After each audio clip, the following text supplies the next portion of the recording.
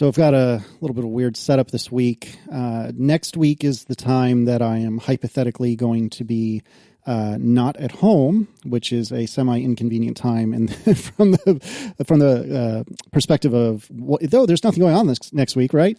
But nevertheless, I thought, you know what? I should probably try out all this new equipment, including a brand new friggin' computer. And so I'm recording and speaking to you this week from my MacBook Pro. And if everything sounds like garbage, I'll just lie and say that it was the Adorable the whole time.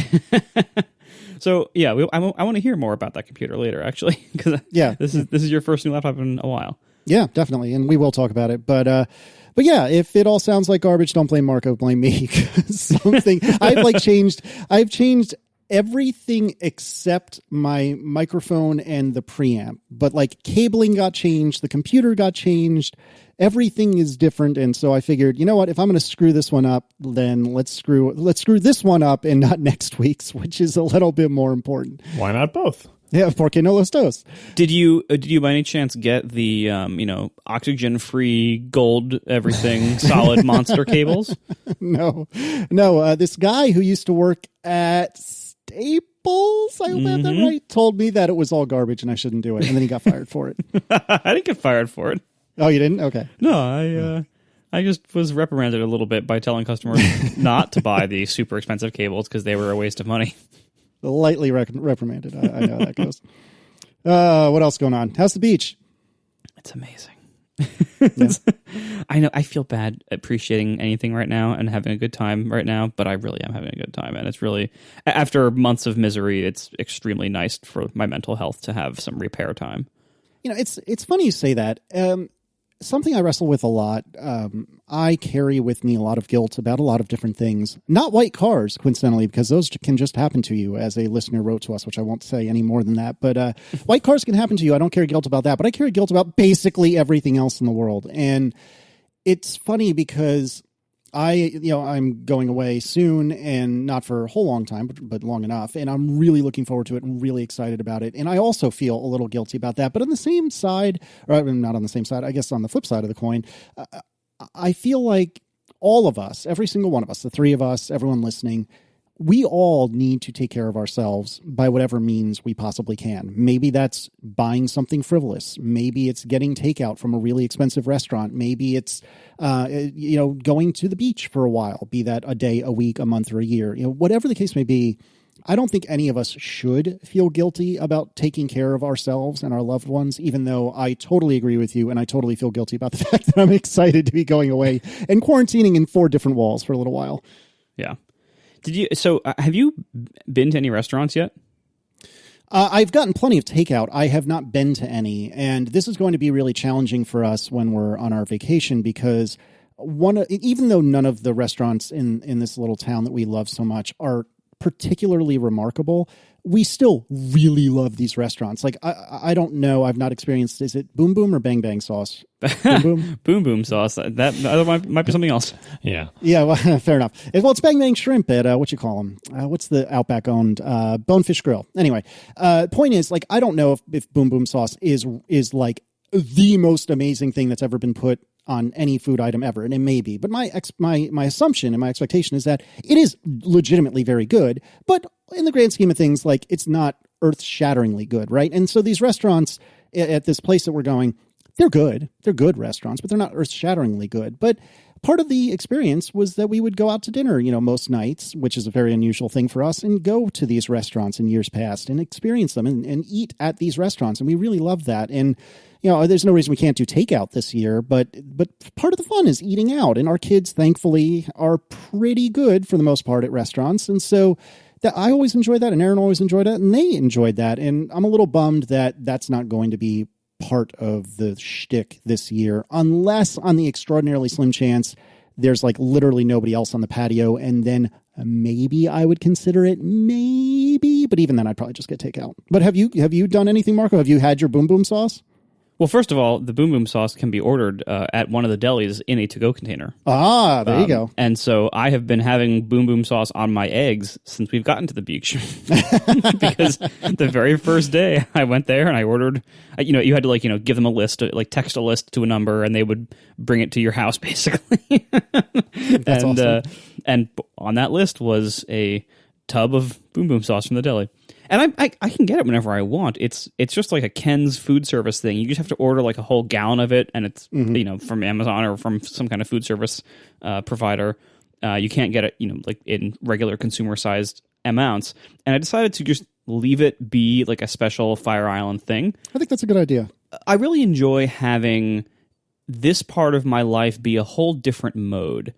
And so much of modern life you can kind of keep the same and bring with you wherever you go, year round, anywhere in the world. You can, if you want to, you can have a lot of things be exactly the same all the time. And for some things in my life, I do that. This is why I have brought my iMac here, and I continue most of my work here and everything. But it is nice to have like a different mode that you go in certain places or in certain seasons or certain times a year or whatever that is, to have like a different lifestyle. And one of the reasons I like it here so much is that the nature of Fire Island forces a different lifestyle to a large degree. There's no cars here. You get everywhere on bikes. It's flat, and everything is just, instead of roads, there's just very wide sidewalks. And it's charming. And like part of a recipe for charm is to take something that you have to do all the time and add inconveniences to it that are something, add inconveniences that result in a pleasurable but more difficult requirement. So for instance, here, to get groceries, you can't just drive your car to the grocery store and load up and drive home.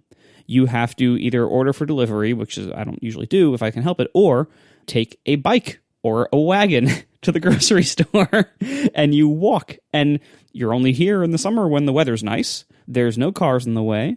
There's no hills. It's flat. It's kind of charming to have to walk outside in the summertime or bike to the grocery store and then bike home. You take these things that in everyday life are kind of too easy in a lot of ways, or they've gotten too easy or they've gotten too routine, and you add things that make everyday life slightly more of a pain in the butt, but in ways that result in charming outcomes. That either you get more exercise, you get fresh air, you get to ride a bike around, it's that kind of stuff. So this place forces a certain lifestyle that includes a lot of that kind of stuff. And this is where, I wear my Apple Watch a lot more here. I do different kinds of exercise here. I started running this year for the first time ever, because running here is really easy. And we should talk about that sometime. Yeah. Running at home is where I live at home. Running is oh no, that would not be fun. It's pretty unpleasant most of the year, just for weather reasons. It's pretty unpleasant, and it's a very hilly neighborhood. So running at home is not incredibly pleasant. So at home I like to row on a rowing machine, but here I like to run. It turns out, because it's a really nice place and a really nice time of the year to run. I like having a more different lifestyle here, like just to be different as much as possible. Like I wear different clothes here. I have different priorities here. Like, so anyway, I forgot, how do we get on this topic? I don't even know. But inconvenience and doing things differently and unique. And the Boom Boom sauce, yes. The Boom Boom sauce. So the Boom Boom sauce is one other thing that I add to that pile of like things that are different. I have an entirely different flavor profile for my breakfast when I'm here. When I'm, at home, we make scrambled eggs a certain way with spinach and tomatoes and everything. When I'm here, we usually do boiled eggs cut in half with Boom Boom sauce, or fully deviled with Boom Boom sauce on top. So it's like it's a whole different lifestyle. It's part of the charm of like shifting into this mode. And yeah, I like having more of those things. Like I use different headphones out here. Just everything is like a little bit different. Oftentimes in ways that I like more or that are better or just different from what I do the rest of the year. Yep. I'm glad that you're there. You sound happy. Not that you sounded unhappy before, but you sound a little bit airier and I don't know if that's the right word, but like happier, more jovial maybe. So I'm excited. Oh, and to actually answer your question that you actually asked, 15 minutes ago before I rambled on about how much I like it here. The day after last week's episode was my birthday, as you mentioned. Thank you that. It turned out that the day before my birthday was the first day in this county that restaurants were allowed to be open. And it's still very restricted. It's outdoor seating only. The tables are spaced really far apart, so they don't have many, there's not a lot of tables. And you have to wear masks the entire process, unless you are sitting at your table. So to and from the table, if you get up to go to the bathroom, like masks during all those times, the servers and the entire staff are wearing masks all the time. But you can sit there at your table outside, far from everybody else, with no mask on when you were at the table and eat your food. Part of my birthday celebration is I got to go out to a restaurant for the first time in months. And oh, that's awesome. It was amazing. And it's a decent restaurant. It's not like a mind-blowing restaurant. It's a nice restaurant, but it's not like, mind-blowing. But it was a restaurant. And when you've been, quarantined for all this time and you've had, at best, takeout food, which, again, we weren't actually doing that much of because the takeout around us isn't very good. So we were mostly just cooking. And we're not that great at it or into it. So it's been a few months of really bland food life. And so to celebrate my birthday with a night at a restaurant, even though it was a very strange experience with all the masks and everything and all the spacing and outdoor, like it didn't feel like incredibly normal, but it was really nice, and that was a fantastic way to celebrate. So if you have the option to do that safely where you are, I suggest it. You don't have to do it all the time, and obviously it's up to you what kind of risk you want to take. If you can do it safely in a way that fits your risk profile, it's a really nice luxury to have restaurants again. Yeah, no, I'm looking forward to whatever that time is. And they could really use the help, honestly. If don't feel guilty about going to a restaurant. Feel guilty every meal you're not going to a restaurant because they are desperate for business right now. Because restaurants, as we mentioned before, like restaurants are not, even in the best of times, a high profit business with a lot of runway. To go 3 months or whatever it's been with either significantly reduced or no profits, not a lot of restaurants can absorb that. Help your restaurants. Go to them. Spend a lot of money at your restaurants. They need it. All right, let's start with some follow-up, and we have to. There's no way not to start with a genuine and deep thank you to all of our listeners for even considering joining our brand new membership program, and for more than I expected of you to have actually joined our membership program. The feedback has been almost universally great. I've been overjoyed by the feedback. What did we say, John? That you were in the middle, I was the pessimist, and John was the optimist? Is that what we concluded? Margot was the optimist. Yes, I'm the optimist. Yeah. I'm sorry, that's what I meant. I'm sorry, yes. Well, anyway, so I definitely was wrong, without question. And I don't know, I haven't talked with the guys about where they think it all landed, but I have been overjoyed by it and extremely impressed by it. A couple of things that we wanted, well, actually, before we go any further, any comments from the two of you about what has transpired in the best possible way for ATP membership? Oh, it's been wonderful. I'm extremely pleased. Thank you all so much for supporting us so quickly. I mean, my optimistic goal was a certain percentage of our listener base, and we are like halfway there already after 1 week. So that's extremely... Is heartening a word? I know disheartening is whatever the opposite of disheartening is. I assume it's heartening, which is, I've never heard people use that word, but it's extremely heartening. I'm going to go with it. That we have so much support from all of you. So thank you very much. We've gotten a lot of great feedback on what you might want out of membership, possible improvements we could make to it. Surprisingly, most people seem very happy with exactly what we already launched, which is kind of fun. We have heard a few concerns about things like currency conversion or annual payments. We're looking into a lot of different things. No guarantees. We're going to see what we can do. There's a lot of trade-offs to a lot of this stuff. But rest assured, we are looking into a lot of that stuff as well. As for the what you get, everybody wants Cooking with John. That is true. That is absolutely true. John, is it going to happen? Talking about everybody. I saw about the same number. I saw more requests for Destiny. Maybe it's just because they're sending them just to me, and maybe they're sending the Cooking with John ones to you. But anyway, those are stretch goals. We're nowhere near any of these things yet. So we thank you for the innovative ideas. We will keep them in mind. But the stuff like that, we'll see. Yeah. And one thing that I can definitely say that we are working on and that we do plan to launch, unless we've run into some massive showstopper, but we do plan to work on, or I'm working on it. We do plan to launch a quote bootleg feed, which is a feed that basically gives you recordings of the live broadcast very quickly after it ends. We're looking into that now. I've started building some of the support into the CMS. It just ran out of time, and I don't know when this will be done.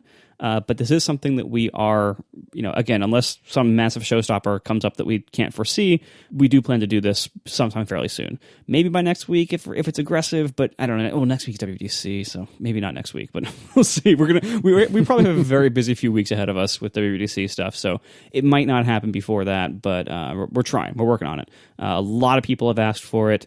Keep in mind, like this, what this is the often requested unedited feed. And that's for better and for worse. Unedited really means unedited. There's going to be stuff like, our stumbles.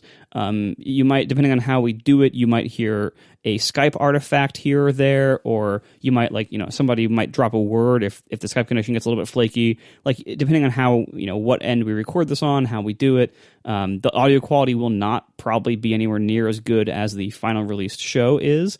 But a lot of people don't care because it's still, it's listenable. It's not bad. So anyway, we're working on that. It's basically going to be exactly what we are broadcasting on the live stream. People have requested that in large numbers, and so we are working on that. I don't think any other standout requests have been coming in. Can you guys think of anything else? Well, you covered most of them. The currency and longer time periods. And there's a bunch of other stuff. Anyway, we'll expect the membership to evolve. Like I speaking for myself, I'm very motivated to try to make the membership program good. Like, because we talked about diversifying income and everything, and we're very happy with the membership signups and everything. But realistically, it's still a tiny fraction of the listeners.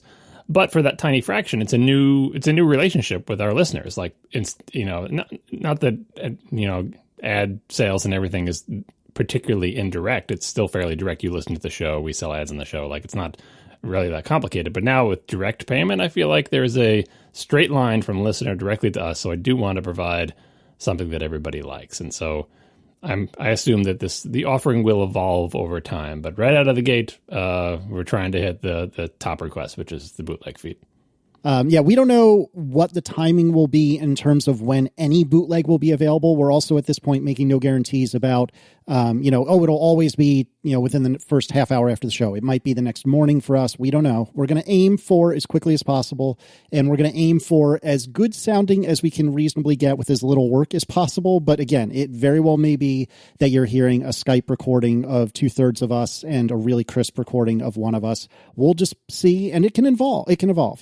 If we start with the bootleg and we do it immediately, but it sounds like dirt, and then we realize, well, maybe you'd rather do it in the morning, but it'll sound really, really good. Maybe we'll do that. We'll see. But we are committing to, barring, like Marco said, any major showstoppers, we're committing to having that sometime as soon as can reasonably be hoped, given that the most busy time of the year starts in a few days. So we're going to try. Also, something that I thought was extremely kind and flattering, even though it wasn't flattering to me, was that a lot of people said, well, I don't know if I want to stop listening to the ads because the ads are really good. And I find stuff that I like in the ads. And that's the idea. That's what the ads are there for.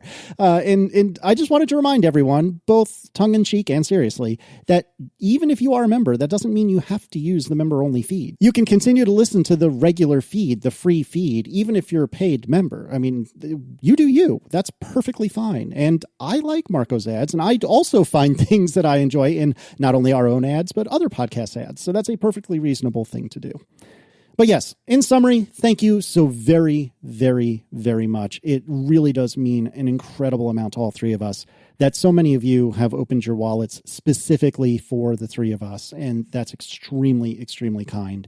And I'm really flabbergasted at how the response has been. So thank you. All right, John, tell me about Xbox 360 dev kits. This is kind of a collected follow-up about the ARM Mac dev kit thing that we talked about the last show. If Apple's going to roll out a series of ARM-based Macs or Macs based on some other CPU other than x86, we were talking about what kind of hardware they might give developers to port their applications and test their applications. And we talked about a bunch of stuff, and then we got a bunch of feedback about different theories. The first bit is when I was talking about how console development works, how you get a dev kit for a console and it's not like the console, right? And that's just something that is, that game developers deal with in the console world and have forever. Someone pointed out an old item from back in a couple generations ago in the console world. the Xbox 360, that was the generation where everybody decided to use PowerPC CPUs in their consoles, including Microsoft with the 360. One of the early dev kits for the Xbox 360 was a Power Mac G5. There was that big picture I remember of like a truck full of Power Mac G5s being delivered to Microsoft, and at the time it was like, wasn't this weird Microsoft getting a bunch of Macs and it's not even part of like their Windows thing. It's all, they're getting them to do development work on the Xbox 360. So we'll put a link in the show if you want to take a look at that. Someone tried to like resurrect an Xbox 360 dev kit using a Power Mac G5. I don't know if it was a hardware from that era or just trying to recreate it, but it looks like the person got actual Xbox 360 games up and running on a Power Mac, which is totally weird. Development hardware, that was internal, obviously. I'm not sure it was ever sent out to game developers, but it probably was, knowing the way console development works. Very often, like, first-party or second-party developers get really weird early access to hardware just to get going on their games. The next idea that was suggested by many people was, what if Apple just released an add-in card for the Mac Pro, and that add-in card had basically, an ARM CPU and all the other stuff in it?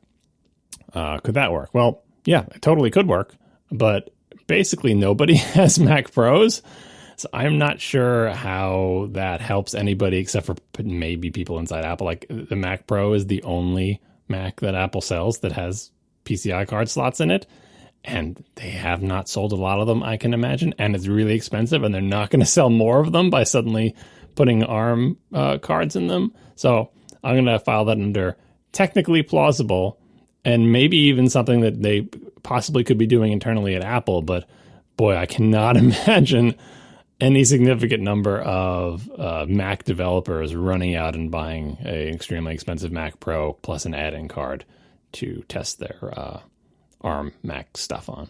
Well, I also imagine the complexity involved in the software and hardware architecture of that. Of like, okay, you're running an Intel architecture computer. Inside of it is a smaller, ARM computer that, yes, I know they have like the T2 and everything, but this is like a whole separate thing that would have totally separate needs and totally separate, hardware engineering requirements, and all of that for a very, very temporary solution.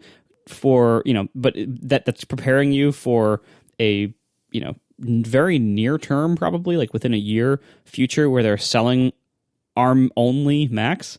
So like they're already doing all the engineering to make standalone ARM Macs, complete, ARM only, presumably standalone Macs, right?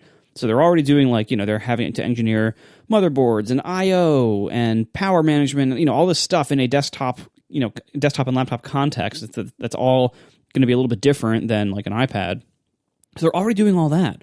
Why would they also have a solution that's only going to be around for a year, maybe, that is, okay, we're also going to build on the ability for this Mac Pro that nobody except John bought to have this entire daughter card thing? It's very implausible compared to, okay, they're already making a, ARM Mac engineering platform that's standalone, just ship an early version of that as a dev kit. That is way more likely. Yeah, unless they already did it internally. But I think honestly, the timeline of the Mac Pro, it was probably too late. Presumably they were working on the ARM Macs on a timeline that started earlier than the Mac Pro, especially given how it was kind of rushed out.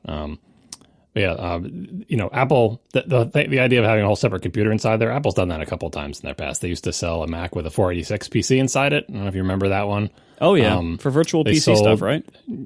No, with a literal 486 PC. Oh, right. An actual Intel 486 CPU and an entire PC. I think it was back with the Pizza Box Macs had that. They used to sell an Apple II card for some Macs where it was basically an entire Apple II inside your Mac, and so it would run Apple II software on the Apple II card. Technically plausible, but highly unlikely. Mac Mini was suggested. I don't know if we talked about this last time, but it's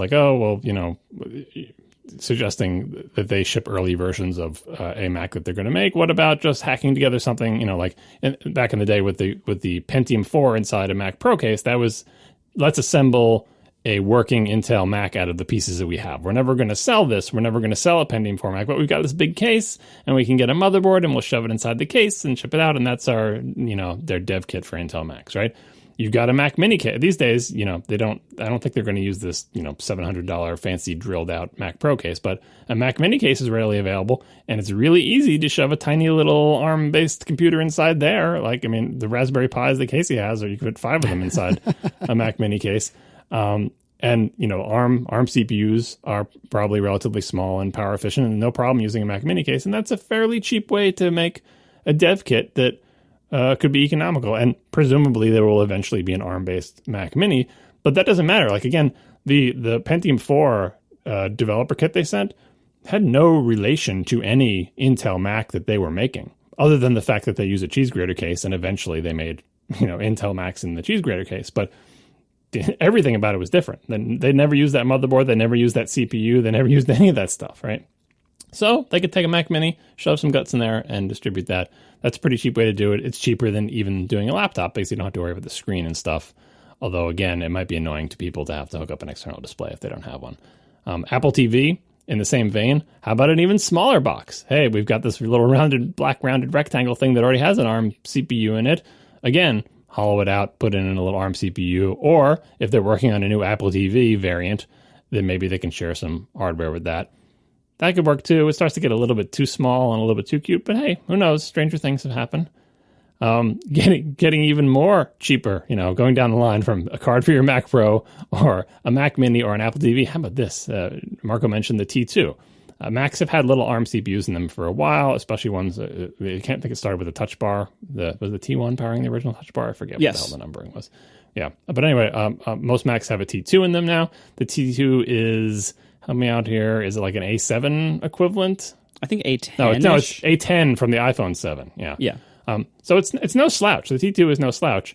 If you think it's basically a similar CPU to what was in the iPhone 7. Slow-ish for a Mac, but plenty fast to just do a proof of concept dev work on it. Unfortunately, the T2 is doing stuff in there. It's not just hanging around for the hell of it, right?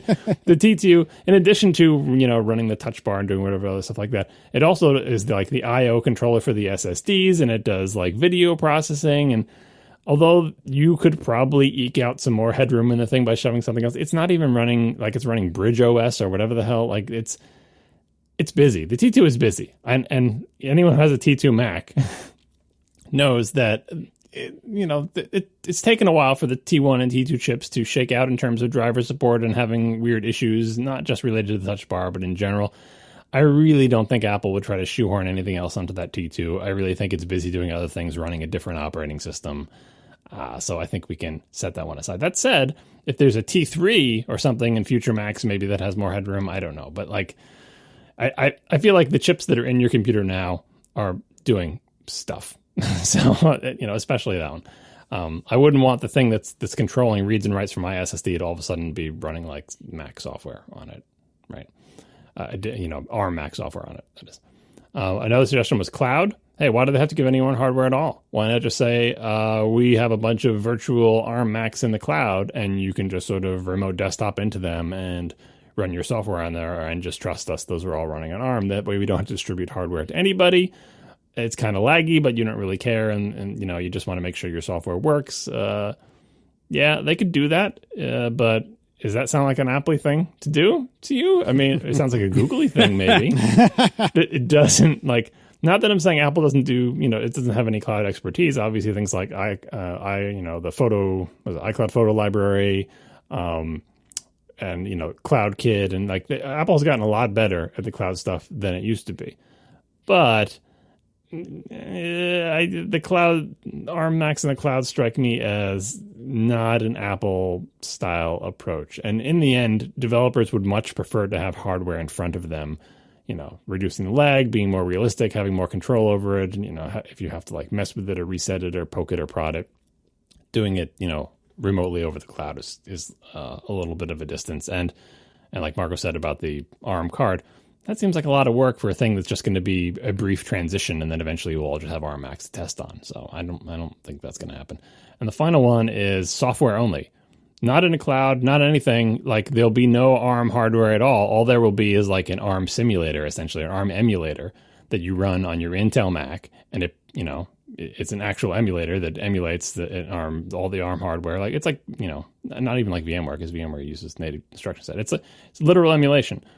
Yeah, that could work, but in the end, developers want to run their software on actual hardware if possible. And if Apple's making this hardware anyway, I feel like they can come up with some kind of solution that involves actual hardware. I don't think they would go through the pretty big effort to try to make good enough software emulation of ARM. What they should be doing is figuring out how to emulate x86 on ARM, not figuring out how to emulate ARM on x86. So that also seems like a lot of effort for not a big payoff. So of all of these choices, I think the one I like the best is the Mac Mini, because it is potentially smaller and cheaper than an ARM laptop, and it is still real hardware, and it lets Apple reuse some of its assets. But honestly, with all these discussions, just because Apple has done CPU transitions twice in the past, and we can look at what they did during those times for helping developers, really has no bearing on what they'll do this time. It was a long time ago. Things have changed. Apple has changed. Developers have changed. The world has changed, which is why I think it's worth even just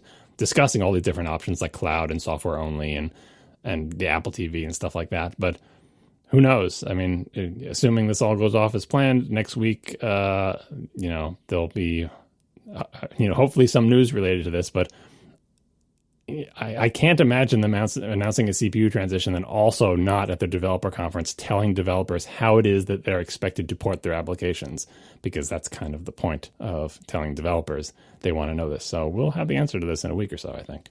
Yeah, the more people wrote in and we heard various rumblings, the more I think the Mac Mini is the most likely solution here, because basically they could almost just release the ARM Mac Mini today. Like it could just be the first ARM Mac. Like, okay, here's the Mac Mini. It's it's a low profile product. It doesn't need any of the fancy power management stuff as laptops and everything. One area that I'm especially curious about is Thunderbolt. While it started out as an Intel only thing, there was some effort. Intel, I think, officially started licensing it to other people or opened it up to other people about a couple of years ago officially. But I don't think any of those open to other people products have actually come out yet. There is also the kind of like bundling of Thunderbolt 4 into USB that is happening, like USB 4 or Thunderbolt 4, whatever. Somehow, whatever the next big version is of Thunderbolt and USB, I think it's basically unified now. But I don't think that's out yet, and I don't think that's anywhere near ready to be out yet. So if they were to make an ARM Mac Mini, even for just development purposes, how would it output video to a monitor? Like maybe it might be HDMI only. That seems, it's possible, but I think unlikely. They could have some kind of weird Thunderbolt hack, or maybe it could be kind of like the iPad Pro, where it only supports USB 3 over those ports and not actually Thunderbolt, so it wouldn't work with any of Apple's own monitors. Apple's one currently produced monitor, or the last few that they made. So like that's one option as well. Again, kind of a crappy option, but in the context of a dev kit, it might not matter so much, but it's something that they do have to solve.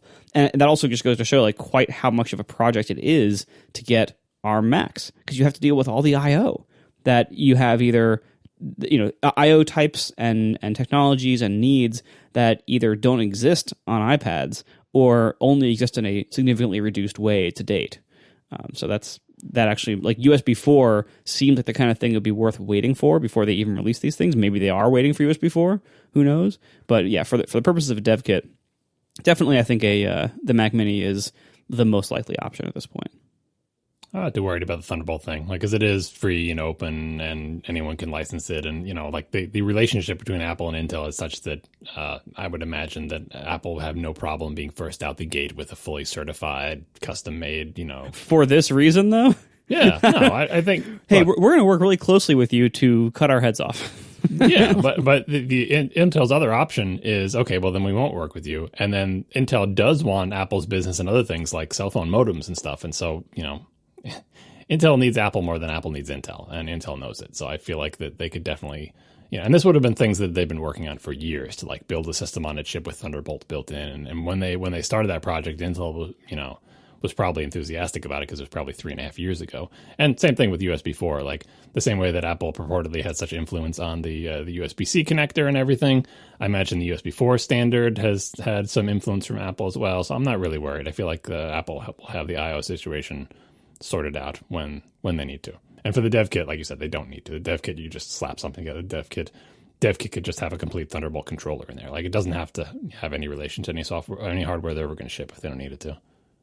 I also thought about things like, are they going to provide like different amounts of RAM so that you can test your app with different amounts of RAM, like or how like stuff like that you don't really think about in iOS land because everything is just the same. But on a Mac, like, are they going to give dev kits with only 8 gigs of RAM because that is the minimum that people would probably have, or are they going to give them with 16 because otherwise it might be hard to test some really big apps on it? Like, who knows? Like, I think all those like little tiny questions are all probably big pains in the butt to Apple when developing such a thing. But and we don't even think about it really because like it just hasn't even come up in our speculation level at this point. But it is all stuff that you kind of have to worry about.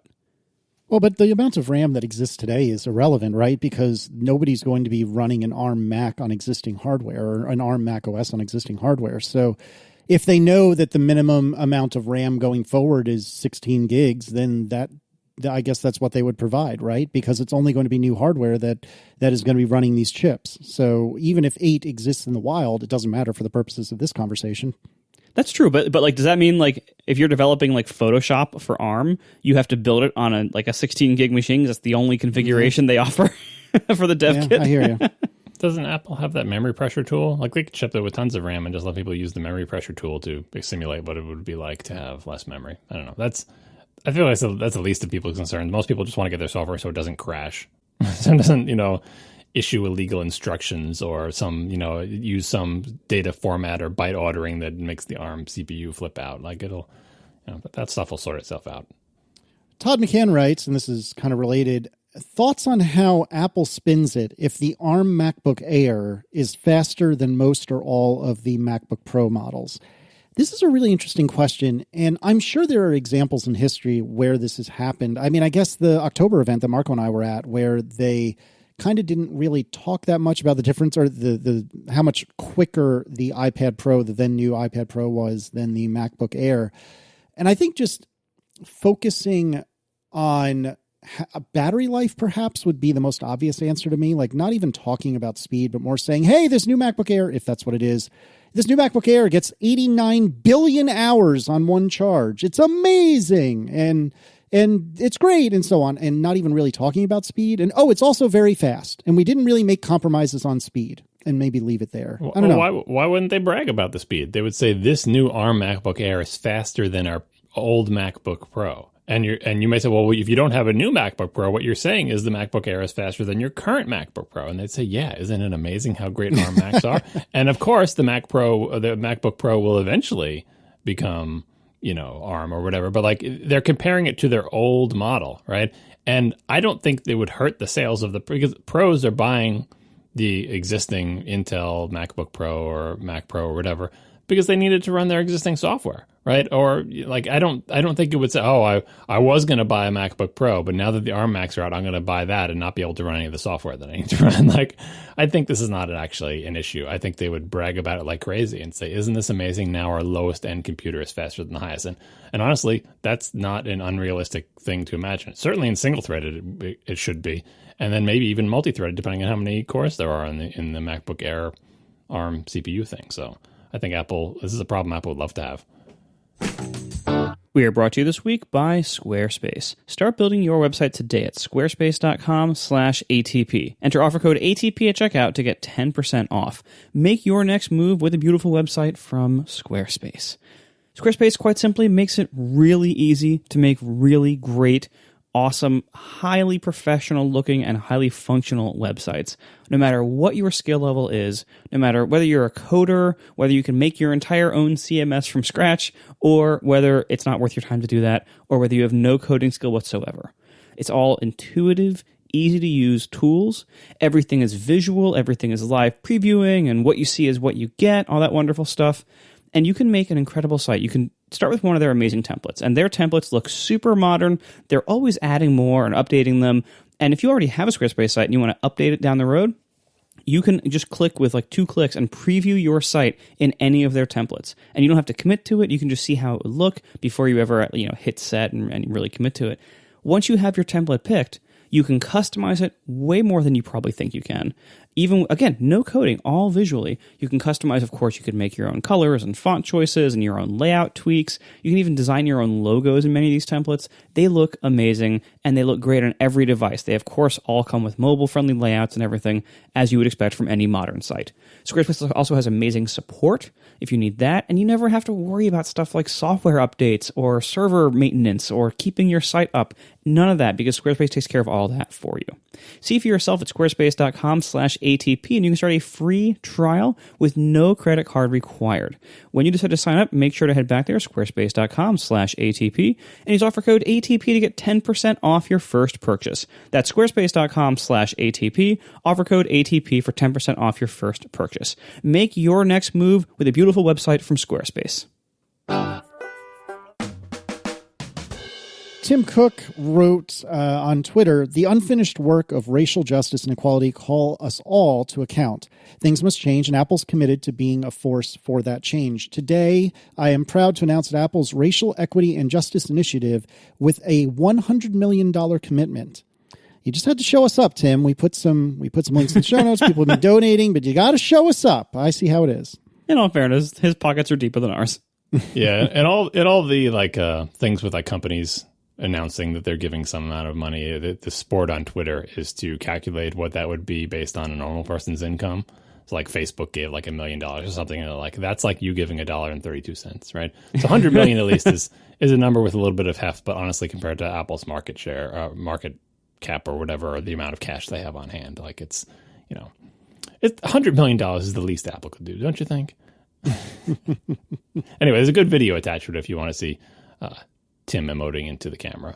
All this corporate communication in the coronavirus world is weird because it is higher production value than you sitting in front of your computer in a dark room for your Zoom meetings.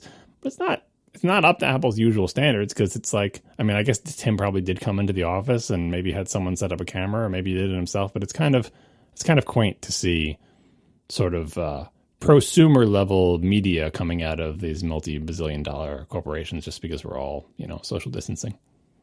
And totally unrelated, Apple's head of diversity and inclusion has left, which is a little uncomfortable. Yeah, it's not great timing for that. No, certainly not. Well, I don't think any of us know. This just came out today. So I don't think any of us know enough about the situation to know is this a good thing or a bad thing. It's just that things are happening. Let's say on these fronts at various companies, and Apple is no exception. We'll put a link in the show notes to the story. You can read about it. And with the exit of Christy Smith, who is, quote, leaving Apple to spend more time with her family. I don't know if that's a euphemism, but that's what the press release said, or the quote from Apple said in this article. Is that ever not a euphemism? I don't know. I mean, literally every time some high-powered executive or high-profile executive, leaves or gets fired or whatever, they always say to spend more time with their family. I like spending time with my family. That's the kind of thing I might actually do. But does that really happen in these cases? It has to happen. When high-powered executives actually stop working, they've made their millions and they don't want to work anymore, they are leaving to spend more time in their. So it's got to be true at least once in everybody's career, right? You're not, unless they don't have a family or something. But yeah, but it is a euphemism. So we'll see. If the person immediately gets another job at another company, then it was obviously BS. But if they don't and they never work again, and which is totally plausible for people at this level in Apple, that they would have enough money to not have to work again, especially with all their stock and everything. Who knows? But anyway, diversity and inclusion will be reporting to Deidre O'Brien, who is the head of HR, and which she was also put in charge of retail. Am I remembering that right? Mm-hmm. Yeah. Keep up with all the palace intrigue at Apple. But anyway, things are happening over there. They're given $100 billion, and the head of diversity and inclusion is out. Hopefully things are changing for the better. Indeed.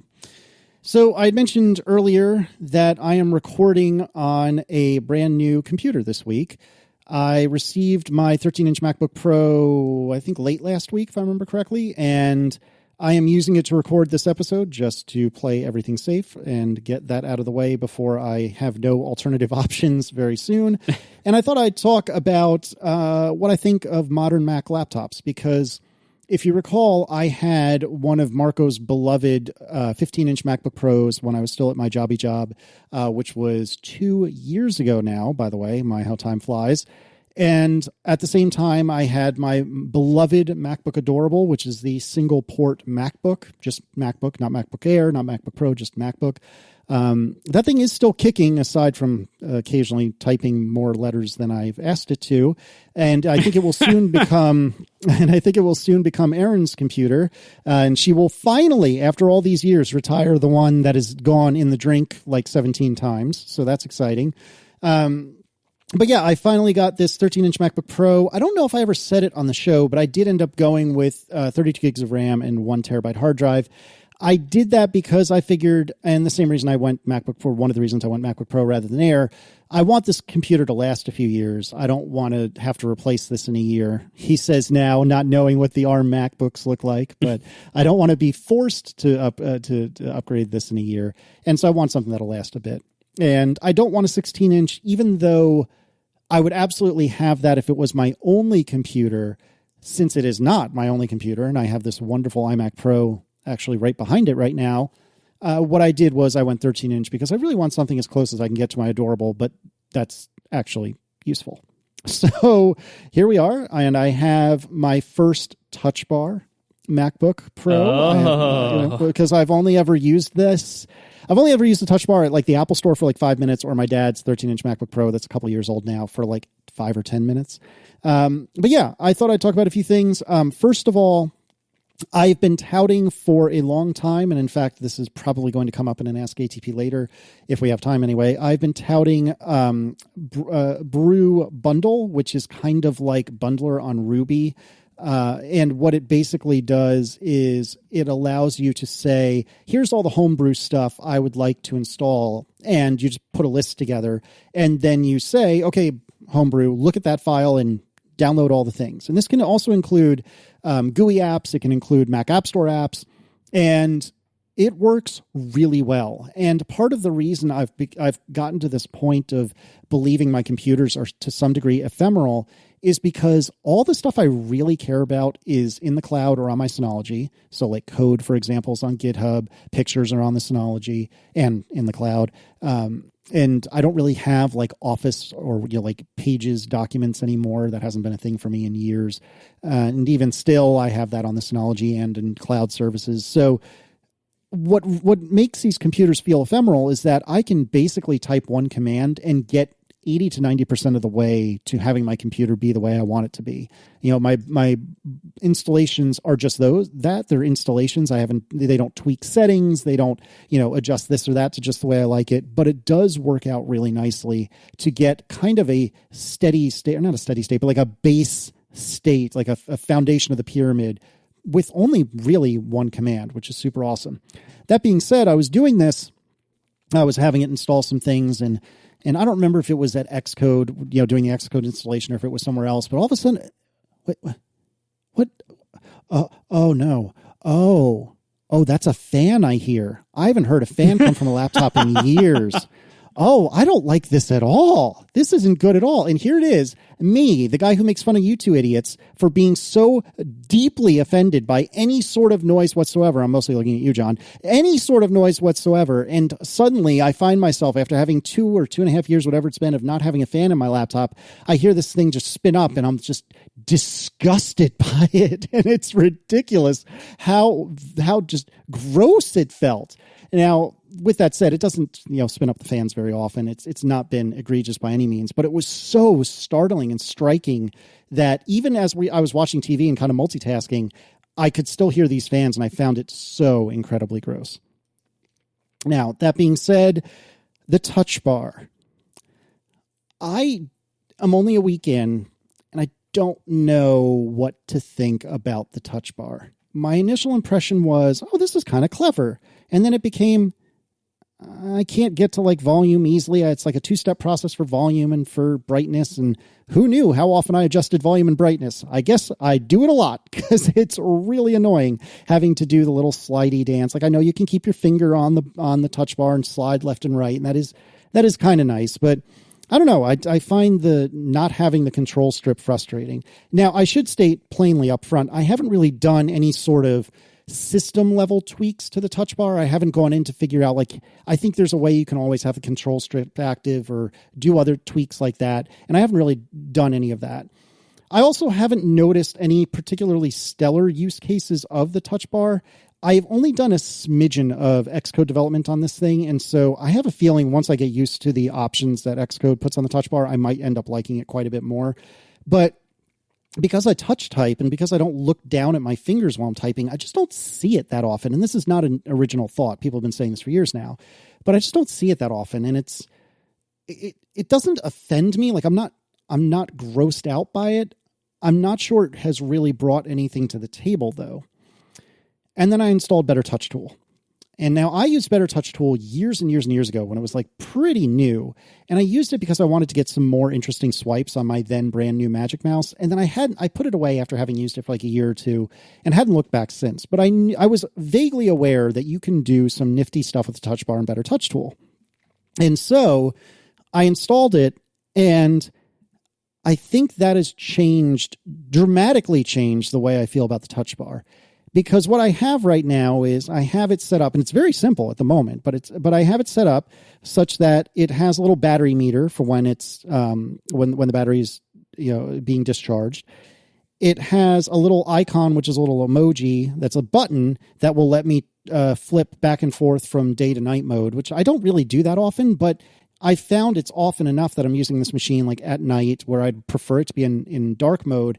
And for whatever reason, it doesn't automatically switch to dark mode until either I'm not using it or it's well after sunset, whatever the case may be. So having a little toggle on there is really cool.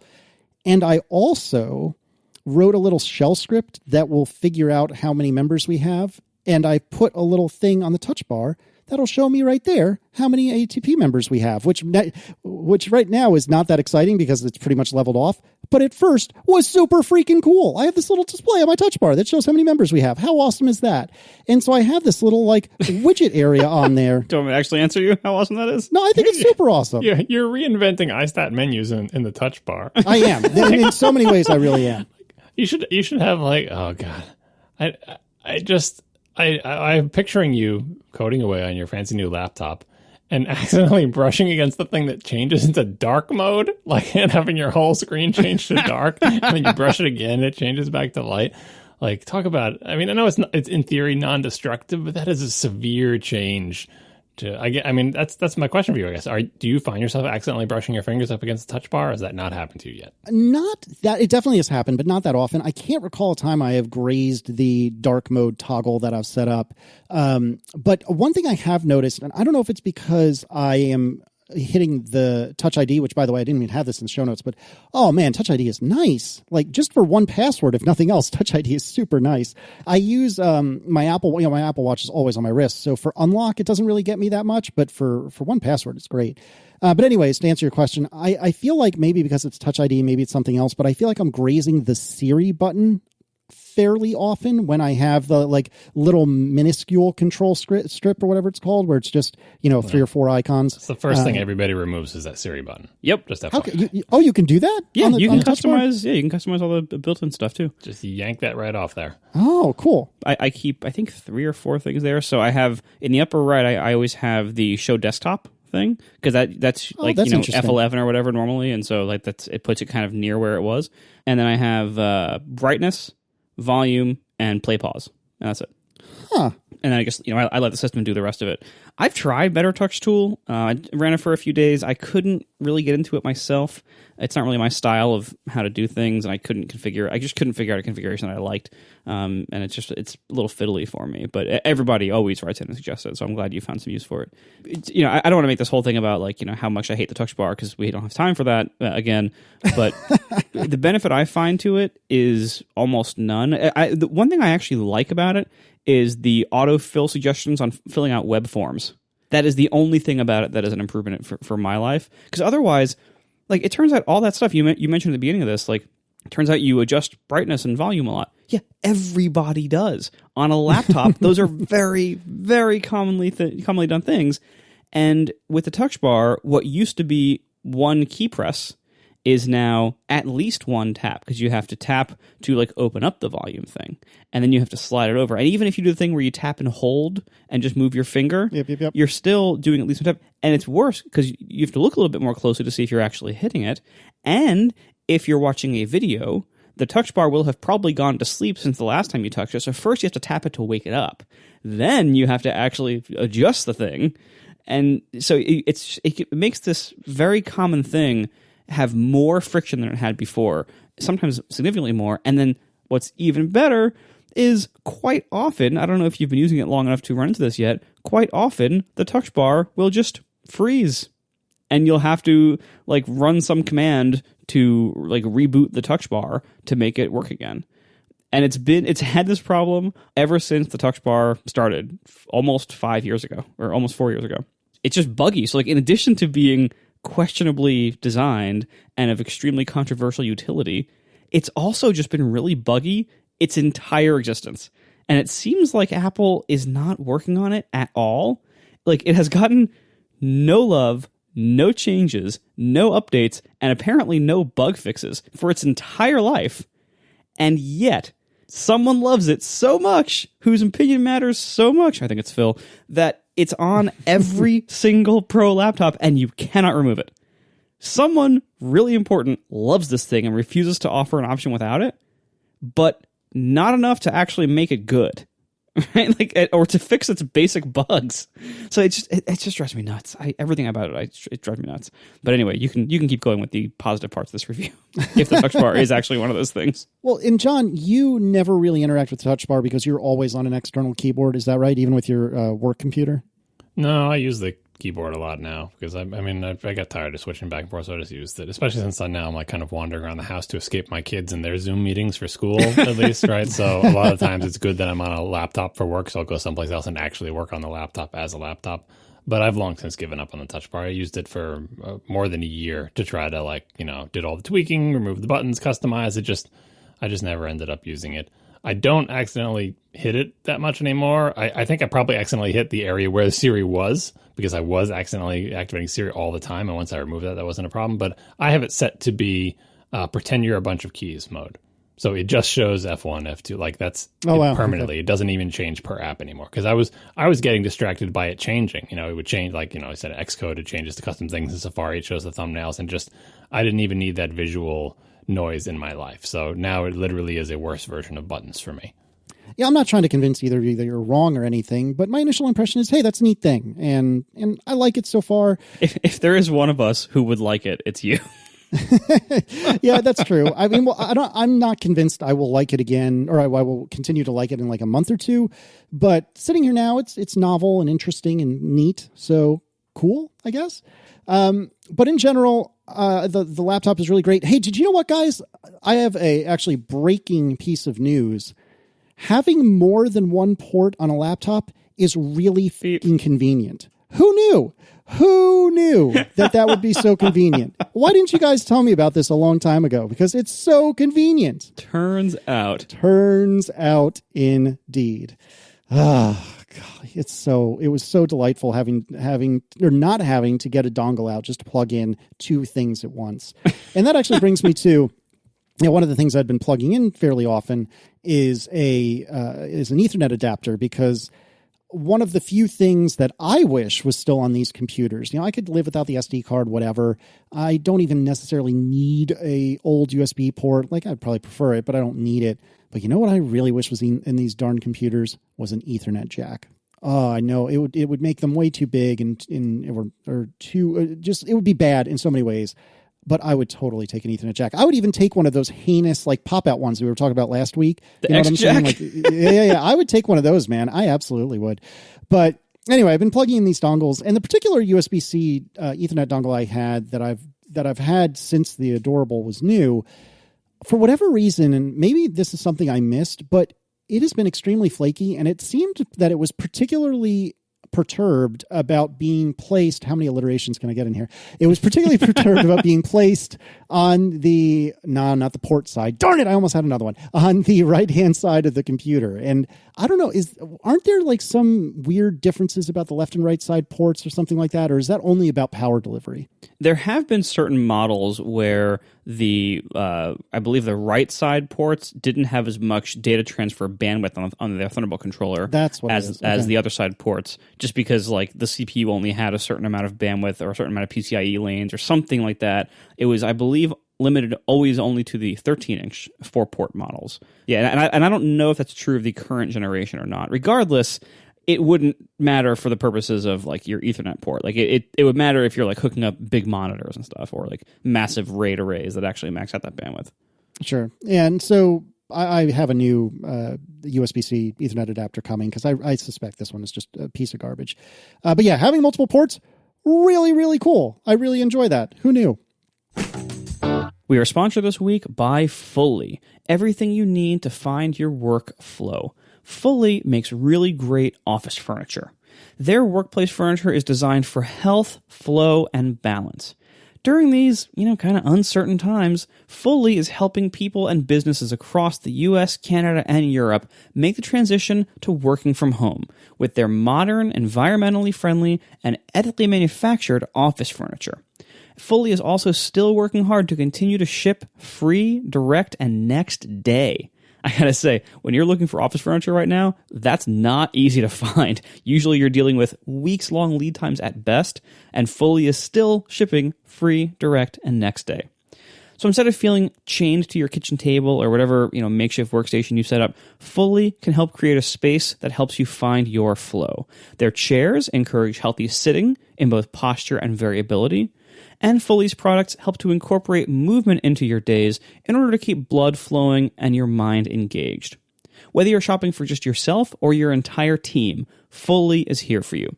If you need help transitioning your team, please call them. Take $30 off when you spend a minimum of $300 by visiting fully.com/ATP. Once again, $30 off when you spend $300 by visiting fully.com/ATP. Fully.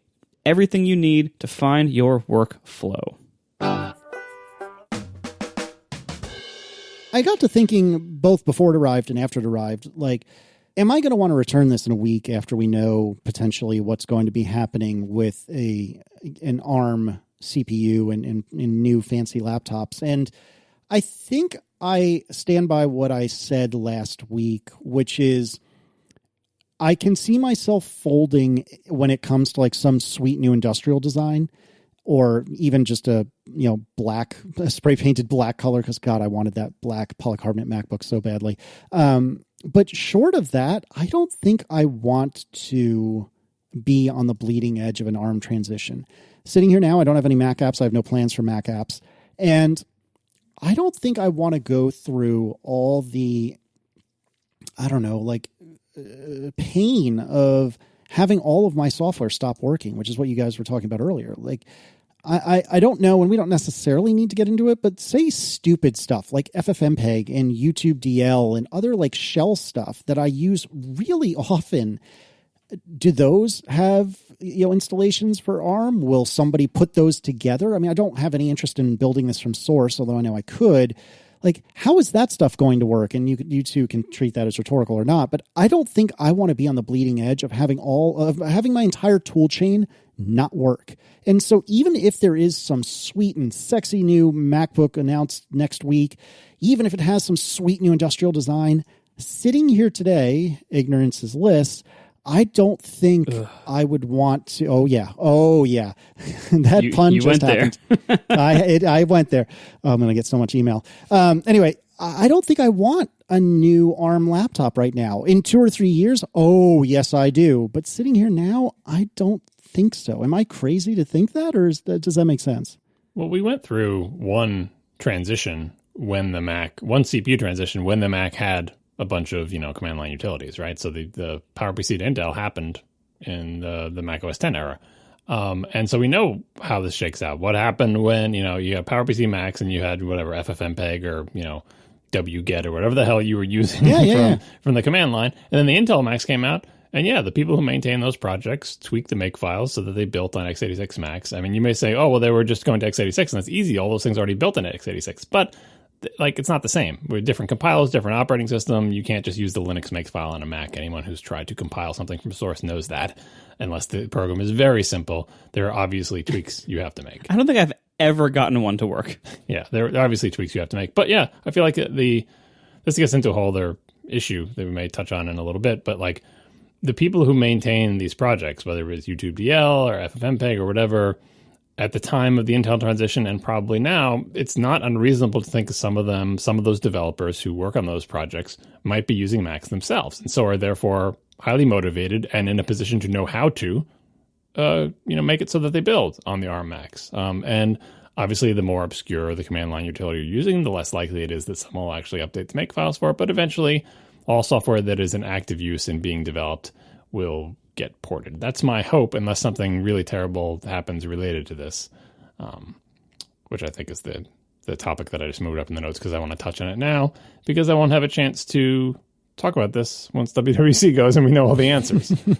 I'll try to make this quick because I do want to get to the topic that's after that. I was thinking about this after last week's show when we were going through like, oh, here's what the ARM Mac, looks like it's coming. Let's speculate about what it's going to be like. And, we talked sort of about the stuff that's likely to happen, right? But a lot of the feedback, as evidence from the follow-up about the dev kits, has been, okay, well, we talked about what's likely to happen. What about stuff that seems like it might be unlikely, but is still plausible? And one, my description of a theme that ran through all that feedback is, the thing in the notes here is a new breed of Macs. And the idea is that an architecture transition is an opportunity to change stuff up. You don't have to. There's nothing about an architecture transition that says you have to change the rules of the game and really, redo. But it's an opportunity to do that. It's a discontinuity. Like, things are going to be all screwed up anyway.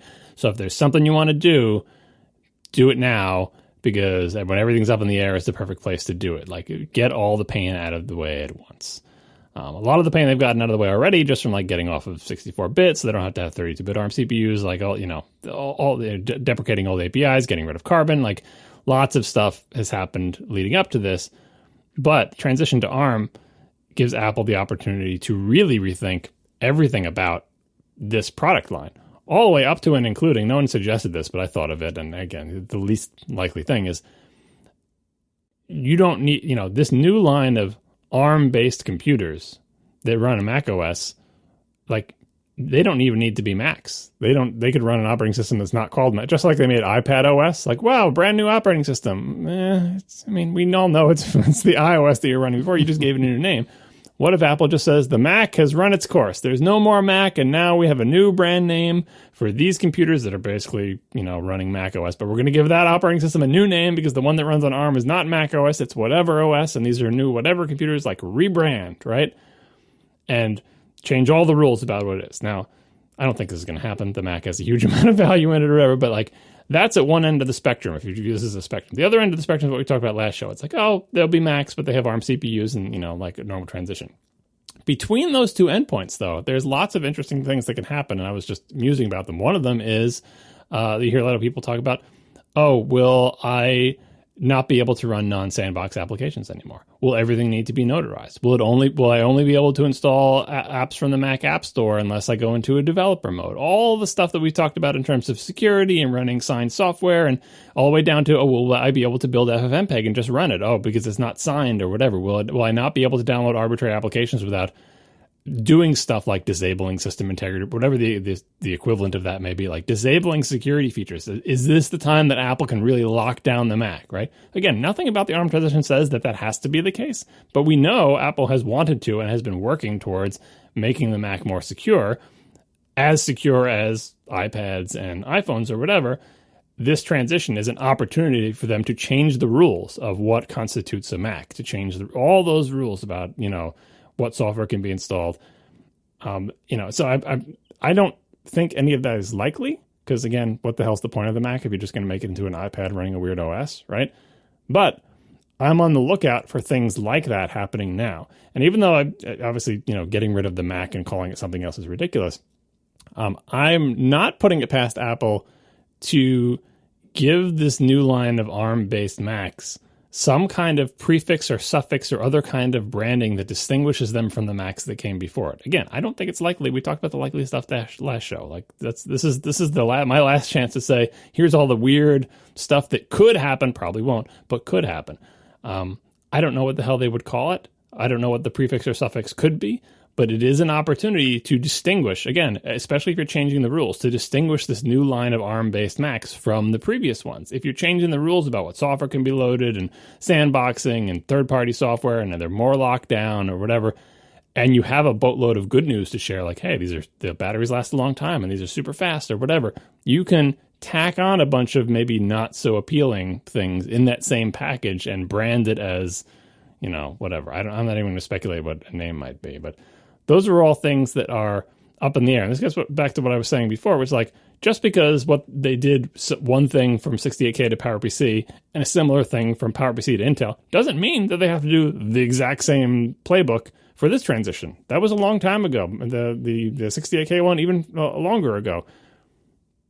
Apple is free to make moves like that it thinks is bringing it towards its new unified future where everything runs Swift UI and everything runs on an ARM-based CPUs that they build themselves, and the iPad and the Mac move closer to each other. And like, there is this future that we seem to be moving towards.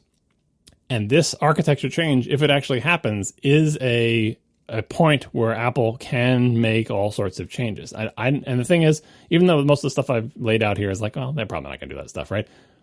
There's something from this bucket of probably not going to do that's going to be in there. Like, maybe a good thing that we think they're not going to do. Like, like last week, Mark was saying they're probably not going to do boot camp. Maybe it turns out they do boot camp, and it's good news. Hey, there's a thing that really we didn't think they were going to do, at least out of the gate, but they did it, yay. But it could also be by the way, this default security restrictions don't let anybody install any Mac outside the Mac App Store, which developers would hate, and they'd have to tell everybody how to disable, go to system preferences and click the lock icon and enter your min password and click a thing that lets you run applications that don't come from the Mac App Store. But if they're going to do that, now's the time to do it, because especially if these are branded differently or whatever. Anyway, I tried to be brief, I'm sorry. But those are my thoughts on a new breed of Macs. If there's going to be a new breed of Macs, for the spectrum from all the way from they're not even called Macs anymore to they're exactly like we said last show, but with one thing that is either a bit of good news or bad news, that's in my mind now as we are, less than a week out from WWDC. Yeah, I mean, that's definitely possible. And before I forget, some quick follow-up. I just wanted to try to avoid a week of email from people telling us this. Casey, all your FFmpeg and everything stuff will be fine because it's already compiled for ARM because it runs on Raspberry Pis. As well as there is some ARM use in the server world as well. I know it's not like super mainstream, but it's also not super obscure at this point. So a lot of that stuff has been compiled for ARM already, just for the server world, but definitely also for Raspberry Pis and stuff like that. So yes, while John said it's not, you can't take those exact same make files and run them on Mac OS without modification. I'm sure most of the hard work has already been done, and so many of those packages should be able to be updated like in Homebrew without too much effort, I would imagine. So anyway, that part I don't think you should worry about. The part you should worry about is closed source software. All these open source packages, like somebody can do the work if it hasn't already been done and make it compile and make it work. But if you have some closed source app that you're relying on that is not currently maintained, that's where you're going to have the problem. If there is a compatibility layer for running x86 code on the new ARM Macs, which I think that's a big if. I wouldn't actually expect one.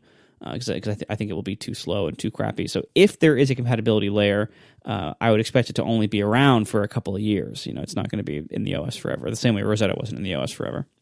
But John, I think your concept or your potential idea for what if they make other big changes to the Mac line, I don't expect any new product name things necessarily. Because what would they call it? Knowing today's Apple, they would just call it the Apple Book. They have no other good names. Even if they ditch Mac, like what would they call it? Yeah, the Apple Book, the Apple Pro, iApple. I don't. They can't make new names for Macs anymore. Like they just the Mac name has way too much value to ditch it. I was just pinning that as an end of a spectrum.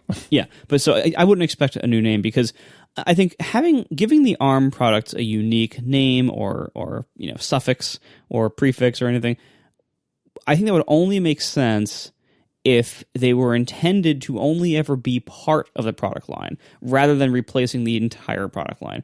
And I really doubt that's the case. I think the plan is for ARM to go across the entire product line over a few years, most likely. So I wouldn't expect that to really be like I don't expect this to be a temporary or partial product line conversion. And for that reason, I don't think the naming would actually change meaningfully. The thing to keep in mind, though, and this is weird for historical reasons, but they did this with the PowerPC transition. They called them Power Macs. They gave them all a prefix. Now, it's weird because they were already PowerBooks, but they were 68K. So I know it doesn't quite track exactly, but they literally said, and now the new Power Mac, because they had PowerPC, and they just called them Power Macs forever and ever until eventually, I think the Intel's when they finally dropped it. But yeah, so it's not inconceivable that could happen. Power is obviously a cooler name than anything we can think of off the top of our head related to ARM. They're sure as hell not going to call them ARM Macs or Apple Macs or A Macs or Mac ARMs or Mac Airs or like, God, I'm so afraid to even speculate about Apple naming things, but the name prefix thing is not without precedent. I don't predict it. It is obviously less likely scenario. I'm much more interested in like, oh, now's the time we change the security settings on you and make it more difficult for you to install stuff from command line tools. I'm more worried about that. And that's, first of all, that's a valid concern because, Apple, they do have a pattern of locking down the Mac slowly more and more over time, making things a pain in the butt slowly more and more over time in the name of security.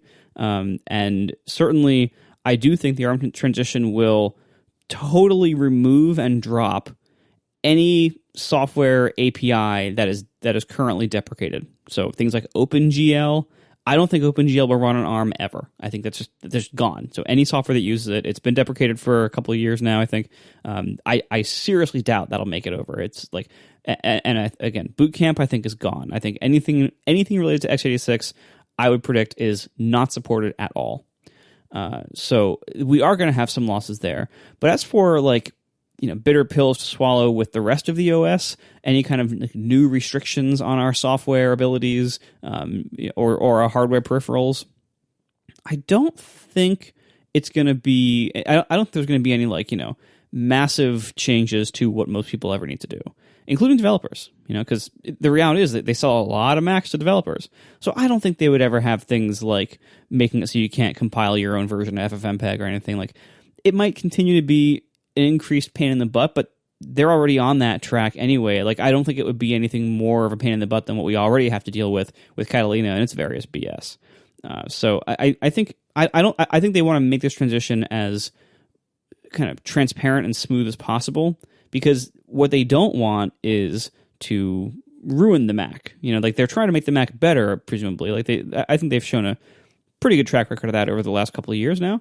After a very dark time, but they've gotten through that. I think we're now in the light again for the most part, except for Casey's Touch Bar. But otherwise, we're getting there. And so I trust them that they're trying to keep it good. And so I don't think they're going to use this opportunity to really break or super unreasonably lock down a significant amount of new stuff. I think it'll be Mac OS 10. What are we up to? 16 for the next one. Whichever is the first version that supports ARM, it'll just be like any other Mac OS release, where things are a little bit more ratcheted down in certain ways. You're not going to get unsigned kernel extensions. You might not get any kernel extensions. Who knows? But I don't think you're going to be dealing with stuff that is going to be a big pain in the butt or highly restrictive to what almost anybody needs to do with their Mac, especially if you get rid of legacy hardware support needs, which is a lot of reasons why you might need kernel extensions, for instance. If you just say, all right, these new Macs only support USB whatever peripherals that support standard whatever, if you have certain restrictions like that in place with new hardware, which would be pretty reasonable for new stuff, I don't expect there to be big additional restrictions. I think they want this transition to just be here's the Mac here's the Macs you've already had that you know what this is, you know what to expect. It's a Mac, it runs Mac apps. Asterisk that have been recompiled for ARM. And then that's it, and no other, meaningful restrictions. Kernel extensions are going away even if we don't transition to ARM. That's right. Been a multi-year thing. Yeah, it's just and this is just an example of the transition being a place to just accelerate even existing plans. Like, oh, actually, kernel extensions aren't going to go away in Intel until 10.17, but on ARM they go away in 10.16 just because. How about we just never have them there? Then problem solved, because nobody's kernel extensions are written for ARM now, so we just say no. They're gone. They'll probably be gone from x86 at the same time. Anyway, I want to do 2 quick hits here before we move on to the next thing. You mentioned Intel, emulation. What are our predictions? Mark already said he does not expect ARM macOS to have any form of x86 emulation, so you can run old apps without recompiling them. Casey, your opinion, your guess, your prediction? Yeah, I would want there to be something like Rosetta or Rosetta 2, if you will. I think that would do a lot to alleviate a lot of the pain of moving to a place where software doesn't really exist if it wasn't built by Apple. But I don't know how possible that'll be based on the hardware. If this hardware is really as screaming fast as we hope, then maybe it would be doable. Maybe it would be fine. I also think, though, that Apple is not afraid to use the stick rather than the carrot. And so it wouldn't surprise me if Apple perceived it as, well, if we have Rosetta 2, that'll let the developers that have, x86 software not have a fire under their bottoms to compile for ARM.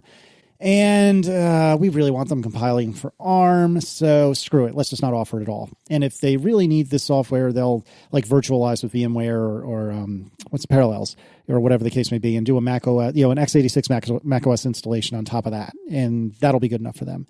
So I'm gonna say I want it to be there, but I don't think it'll be there, especially since Apple seems to be on their high horse about how mighty and powerful they are these days, which we're about to talk about.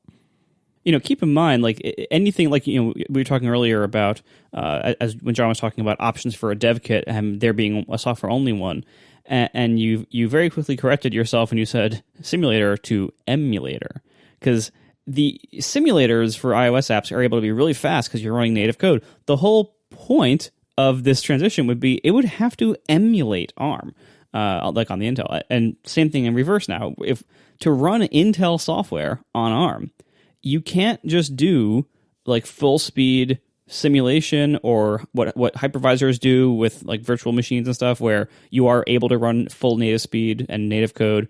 You can't do that when you have a different architecture. You have to emulate the whole thing, and emulation is really slow. And there are, Rosetta was a pretty advanced emulator. I'm sure maybe there's, also, similarly, advancing techniques that we've developed since then that have made emulation a little bit better than it used to be. But it's still a really slow process. So, running software in Rosetta was something that you could do it, and some stuff was, you wouldn't notice the speed difference, but a lot of stuff you would. And so I don't see that being a great solution for most people, for most apps.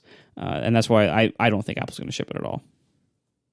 So one thing from history that was going around on Twitter when people were discussing this, the I don't know for a name of it was, but the thing that emulated 68K on PowerPC, very quickly, I don't know if it was on the first set of Power Macs, but maybe on the second or third set of Power Macs, could emulate 68K faster than any 68K Mac ever actually ran it. The emulator was faster than the hardware. Now it helps that the PowerPC was much faster than 68K, and it also helps that was in the period in the 90s or whatever when, chips were getting so much faster every year. And, we just talked about Rosetta, but, what I'm getting at is that both times Apple has done this, their emulators have been really good. Obviously, yeah, emulation is slower, but, both times did it in the past. Moore's Law was much more in effect than it is today, so they took advantage of that, and it gave them the backward compatibility story, a pretty good backward compatibility story. In fact, with the 68K to PowerPC, a backward compatibility story that Apple itself needed because they didn't get their whole operating system onto PowerPC for years after the transition, just because there was so much legacy stuff there. But they did such a good job with those. And I understand all the reasons that you both think they're not going to have one. They all make sense to me, but just something, my gut is telling me, because Apple has done it twice before and they were so good at it, that there's enough institutional, perhaps wrong-headed institutional momentum behind it that it would be part of the transition strategy. And I'm going to predict, I probably wouldn't put money on it, but I'm going to be the odd one out here and predict that there actually is a way to run x86 software on these ARM things using emulation. And yes, it will be slower, and yes, it won't be as good as either of the two transitions, but it just God, I just feel like it's in Apple's DNA to do this. And my fingers are crossed. Like Casey said, I want it to be true, and I think I just want it so much that I'm willing to predict it. The final thing, we can't take as long on this, but this will be quicker. Names for macOS 10.16.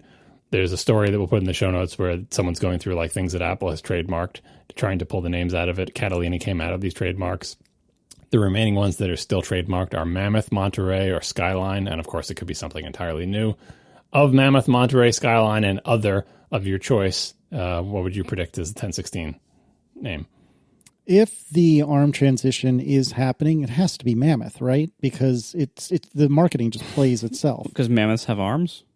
No, because it's a Mammoth change. Like this, look at this Mammoth change, and it's Mac OS Mammoth. The reasoning works. It tracks, Marco.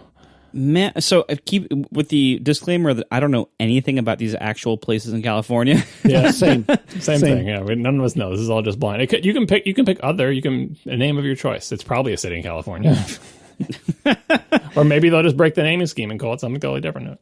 Yeah, fair enough. So it was Mammoth, Monterey. What was the third one? Skyline. That's a place name, not like the chili chain in Cincinnati, but like that's like a. Apparently, put it into Google Maps. Okay, so I think the one that sounds the coolest is Monterey. Therefore, that's not the one they're going to pick. I think the one they're going to pick is Mammoth. It's the weirdest. I think I don't know enough to pick an other. I think Monterey is the most likely, but I'm rooting for Skyline. I think Skyline would be a better one for sure. I just think that if I'm Apple, I would choose Mammoth. Real-time follow-up, Skyline Chili still exists. I'm very excited. It is still a Cincinnati-based chili chain. Not in California. No, definitely not. We had them in Columbus, and I'm pretty sure, like, I don't think it really leaves Ohio, though. Like, it traveled from Cincinnati to Columbus, halfway across the state, and that's about it. So, quickie, because I can't resist now, and we're never going to end this show. This is going to be a 12-hour show. Do universal binaries come back, and are they still called universal binaries? I would imagine so. I mean, it would probably work the same way. Like, the fat binary system, I believe, supports any number of architectures. So this would just be like another one that would be in there potentially. I mean, not from the Mac App Store, because that will do what the Mac App Store does, which is strip down to just the code that your particular machine needs. But for individual developers, yeah, they'd be able to make them fat. We are sponsored this week by Linode Cloud Hosting, my favorite web host. Whether you're working on a small project just for yourself or managing your enterprise's infrastructure, Linode Cloud Hosting has the pricing, support, and scale you need to take your project to the next level. They have 11 data centers worldwide, and they're adding more all the time. They all feature enterprise-grade hardware, the next-generation Linode network. So Linode Cloud Hosting delivers the server performance you expect at pricing that honestly you probably don't expect. I've personally been a Linode customer for almost a decade now. I think about 8 or 9 years now. And it's been wonderful. It's a great value. Their plans start at just $5 a month. And you can even try for yourself with our coupon code. Use promo code ATP2020 when checking out. You'll get a $20 free credit. So that could be 4 months free on that $5 a month plan. And that plan gives you a gig of RAM and great resources. If you need more than that, they have all sorts of plans above that, and they're all priced extremely competitively. Again, I've been a customer of theirs for about 8 or 9 years, and I've never seen a better value than them. Occasionally, somebody will match them. Usually, they're even better. Usually, Linode beats everybody, honestly. And as technology gets better over time, they improve and they give you more for your money. And you can click with like one click and upgrade your server to a new plan. All of this features amazing features like a single-page app that manages all your servers for you, an API, a new S3 compatible object storage system. All sorts of amazing specialty options if you need them, like dedicated CPU plans, GPU compute plans, and more. And they're actually hiring, so if you need a job that interests you, go to linode.com/careers to find out more. For everybody else, go to linode.com/ATP to learn more and learn about this amazing web host. I've been with them for so long. All of Overcast is hosted there. The ATP server is now hosted there. It's just a great host for running your own servers. So linode.com/ATP, promo code ATP2020 for a $20 credit. Thank you so much to Linode for hosting my servers and sponsoring our show. What is going on with Hey, the email app, and Inbox? because No, we're not saying that word. Stop. Cut that out. oh god, I also hate inbox, but here we are. I only have so many things I can be outraged about, and so I haven't really followed this very closely, and I'm falling down on my job as chief summarizer in chief. But my understanding is, and interrupt me when you're ready, that they released this new email app, a pay email app, and the first run experience on the iPhone is basically put in your username and password. And if you don't have one, you need to figure out by magic or a divining rod where you need to go in the rest of the world to get yourself a username and password. And I guess the initial app 1.0.0 came out, and then when they tried to get 1.0.1 out, then Apple said, no, you can't do this because in-app purchase.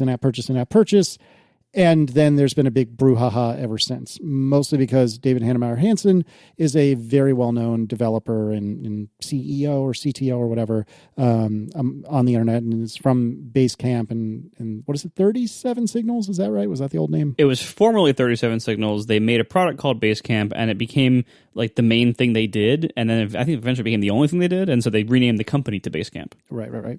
So, I mean, that's kind of the extraordinarily too brief summary. I have feelings about this, but I don't know if they're fair because I haven't looked into this enough. Which one of you would like to take me through the deeper blow-by-blow summary of what's actually happening? I don't think we need to go blow by blow, but I think this is interesting for a couple of reasons. Like, it's interesting because of the timing. We talked on this show over many, many years about, App Store rejections. This was rejected. It seems like it shouldn't have been. Like, this is not a new story. This is the shape of the same story. It's like, Apple, tweaked the rules or changed them or interpreted them differently, and it's affecting this developer, and it seems unfair. And the developer, depending on who they are, complains about it. Like, that's the same old story. But the timing is interesting for two reasons. One, it's happening right before WWDC. Here we are, the week before WWDC. Not great timing for one of these things to blow up, as Casey mentioned, because David Heinemeier Hansson is very loud on Twitter and is already famous, and there's a lot of stories being written about it.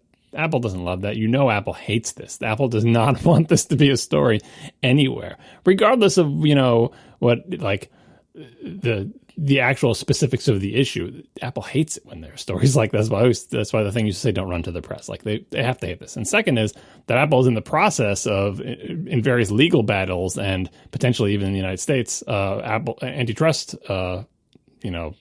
rulings against them in the EU and, potential legislation in the United States going through Congress. And it's not a good time for this issue to come up on that front either, because Apple's lawyers are busy writing lawyerly type press releases disagreeing with decisions from the EU. And I'm not tracking the individual legal cases here, but it's like, it's antitrust. It's like, do these tech companies have too much power over the market? And it seems like there's growing momentum in the various legislative bodies across this planet to see if there's something that can be done to check not just Apple, but all the big tech companies, for all the reasons you would imagine. Privacy concerns, market power, competition, anti-competitive behavior. Apple's been down this road before with Amazon and the ebook thing, and they lost that one. And this is just generally bad timing for Apple, and maybe good timing for everybody else. This specific instance here, if I was to talk about this, I feel like I could talk about it with someone at Apple without reference to antitrust, to individual developers, to like fairness and rule changing and power and monopolies and everything. The argument that I would make, and I have always made and will continue to make on this specific issue, is that it's better for everyone, including Apple, if Apple just gets out of its own way and lets people make better applications. We had the same conversation when the Kindle app was out there. The Kindle app is a better app if you can buy books on it. It just is, right?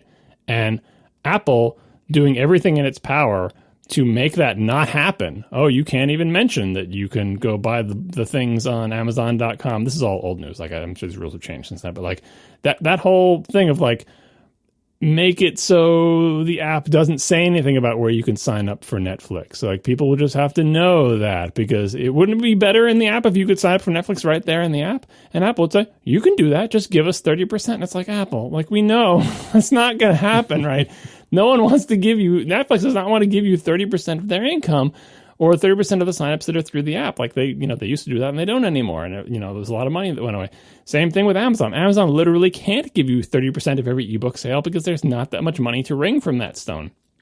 And David Heinemeier Hansson and Basecamp sure as hell don't want to give you 30% of all of the Hey.com subscription. Like, no one wants to do that. And by making these rules and thinking if we make these rules, we will have enough power to force this to happen. It does, like history has shown, it just doesn't happen. No one's going to give you that money. And so all it does is it makes the apps worse in the App Store. Apps that are inexplicably worse, where you can't do things that the developers want you to be able to do it, the users want to do them, but it's just not happening. This is not a situation where interests and incentives are correctly aligned to make better and better apps. Everything is aligned to be oppositional and to result in us getting worse apps. And us getting worse apps in the end reflects poorly back on Apple. I'm sure they've heard this argument a million times. Like, this is the whole debate. Is it better to try to go for that 30%? And of course they have arguments about it. Oh, control, and we don't want to send you to a scammy website to use other people's payment methods and yada, yada, yada. Like, but the goal that Apple is shooting for, a world where they have all the control and also get all the money and also have apps that have all the features the customers expect, is never going to happen. Like, the App Store has been around long enough to know that's not going to happen. The companies will not give you, or literally can't, and stay in business, give you that 30%. So given that that's the case, stop trying to make fetch happen. Like, you're not going to, Apple's not going to ever get it all. Best case scenario, we get this tense Cold War where our apps are inexplicably stupider than they need to be. Developers are cranky, and Apple's platform has apps that are worse. On Google's platform, the competing platform, the dominant mobile platform, apps have fewer restrictions in this particular regard, and the apps are better for them. That's not good for Apple. And so every time one of these things comes up, I just hope that, like, whoever is arguing the side that I just articulated, which surely has been argued inside Apple for years, I hope they get a little bit closer to winning. Like, so the more damaging and annoying this particular blowup is about Hey.com, an email service being subjected to rules that other email apps weren't, but that are eventually rolling out across it's a story we've seen before, and it's a sad story, and it's stupid, and the restrictions don't make any sense to consumers, and the restrictions are very annoying / company killing to the developers involved, and we get worse apps. Like, I hope, I'm excited that DHH on Twitter is super loud, because he can afford to be super loud, and he's using his fame to good effect, and it happening right in front of WWDC with the antitrust stuff going on. I hope that all comes to a head and lets Apple, before it's too late, give up on its impossible dream of making developers both give it 30% of the money and also make better applications for consumers. That's my feeling on this issue. That, like, I don't want to root for like a PR blow up, but sometimes that's just the only way things change. And I really hope this time it doesn't just like blow up and then fizzle again. And on Apple's side of this, the thing they have going for them is that if they have a WWDC and introduce ARM Macs and they're all super amazing, that will change the conversation. And for a while, people will forget about Hey.com. And that'll kind of be a shame. And honestly, I don't want Apple's WWDC to be overshadowed with stupid App Store stuff. I just want Apple to do, quote unquote, the right thing, meaning the thing that I think that they've been resisting doing in favor of the strategy that's producing worse outcomes. Yeah, this kind of stuff just makes me mad, because Apple has, it's a big company. There's a lot of sides to it. There's a lot of personalities in it, and we see multiple sides of it at different times. One of the dark sides of Apple is that they can be incredibly power hungry and shockingly stingy. We say that certain things are a good value, certain things, like every WWDC, when they open up some API that we thought they'd never open up, we're like, wow, that's great. We really surprised, that really surprised us there by opening up, this API that seemed that it would be locked down forever or whatever. But then there's this dark side where they do some things and they stand by certain things that are just embarrassingly stingy for a company that produces premium products and prides itself in quality, and almost unconscionably stingy for a company that has so much money as they have. It's like, it's a bad look to be super rich and super cheap about stuff. One of the biggest areas of this is the stupid in-app purchase rule. So this is the same rule, as you mentioned, that prevents Amazon from offering in-app purchase, although now there's an asterisk on that. Now Amazon kind of sometimes can offer in-app purchase because Apple needs Amazon more than Amazon needs Apple in certain ways, and so they negotiated and made a special deal. Netflix, famously, like, you know, they had in-app purchase for a while. They removed it. That caused friction. That hasn't been resolved yet, but Netflix is allowed to do something that now Hey.com can't do, which is the compromise that Amazon had and in many places still has, which is, okay, we don't want to use your in-app purchase system because 30% is a lot. I often think, or all the money I've ever made from Apple, all the apps, everything, like, you know, Instapaper, the magazine, Overcast, all the money I make from Apple, they keep like almost half as much, again, more than that. I have made Apple a lot of money over all these years. And Netflix has made, like, when Netflix canned their in-app thing, yeah, like they had numbers, like it was like hundreds of millions of dollars. Maybe it was even billions. Like Netflix gave Apple the 30% cut for a really long time, and arguably they benefited from that. And it was really 15% behind the scenes for like, right. they had a special deal for a while. But it's still like hundreds of millions of dollars, right? And, you know, so when this gets back to my earlier point, when Netflix stopped that, those hundreds of millions of dollars just stopped cold. Right. And Apple was like, no, we like hundreds of millions of dollars. Like, well, you know, and as you said, that hasn't been resolved like the Amazon thing is done. And of course, you know, as we've mentioned many times in the past, not everyone is Amazon and Netflix. So good luck negotiating a special deal for yourself. Right. And so the way it's been, you know, to date until fairly recently is if you didn't want to use or couldn't use Apple's in-app purchase system, you could have an app where like it gives you a login form, but it never mentions, like, where do you create this account? And the rules have actually gotten more strict over time. It used to be that, like, you could link out to Safari. They clamped down pretty fast on that after a couple of years, I think. Then it was like, okay, you can't even do that, but you can at least mention, like, go to our website to sign up. And in recent years, you can't even do that. In recent years, you can't even mention a website that you could go to create an account. You can't link to a support page that if you click a few links in the in-app browser after you get there, you can get to a purchase page.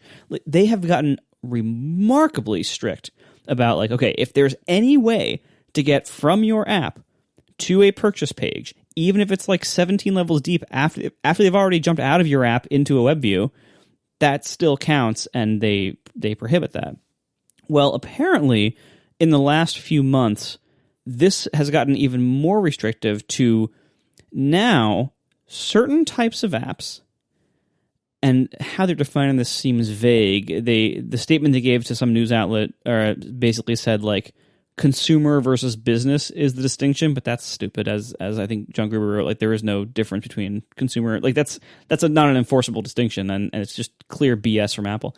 They gerrymandered it. Like, they basically drew the outline so it included, like, Netflix and Amazon. It was like, there's a bunch of other stuff like, oh, reader apps or apps for content. Like, if you try to read the language, it's like, are you trying to say Netflix and Amazon's Kindle store? Like, it doesn't, you know, consumer business doesn't make any sense. And then the previous language also doesn't make any sense about, like, well, if you're a reader app, like, so email is not a reader app, but Netflix is. Like, what do you know, if you're viewing content that had been licensed elsewhere, like, it's all this language that's basically written to specifically include just the things they want to include without naming them by name.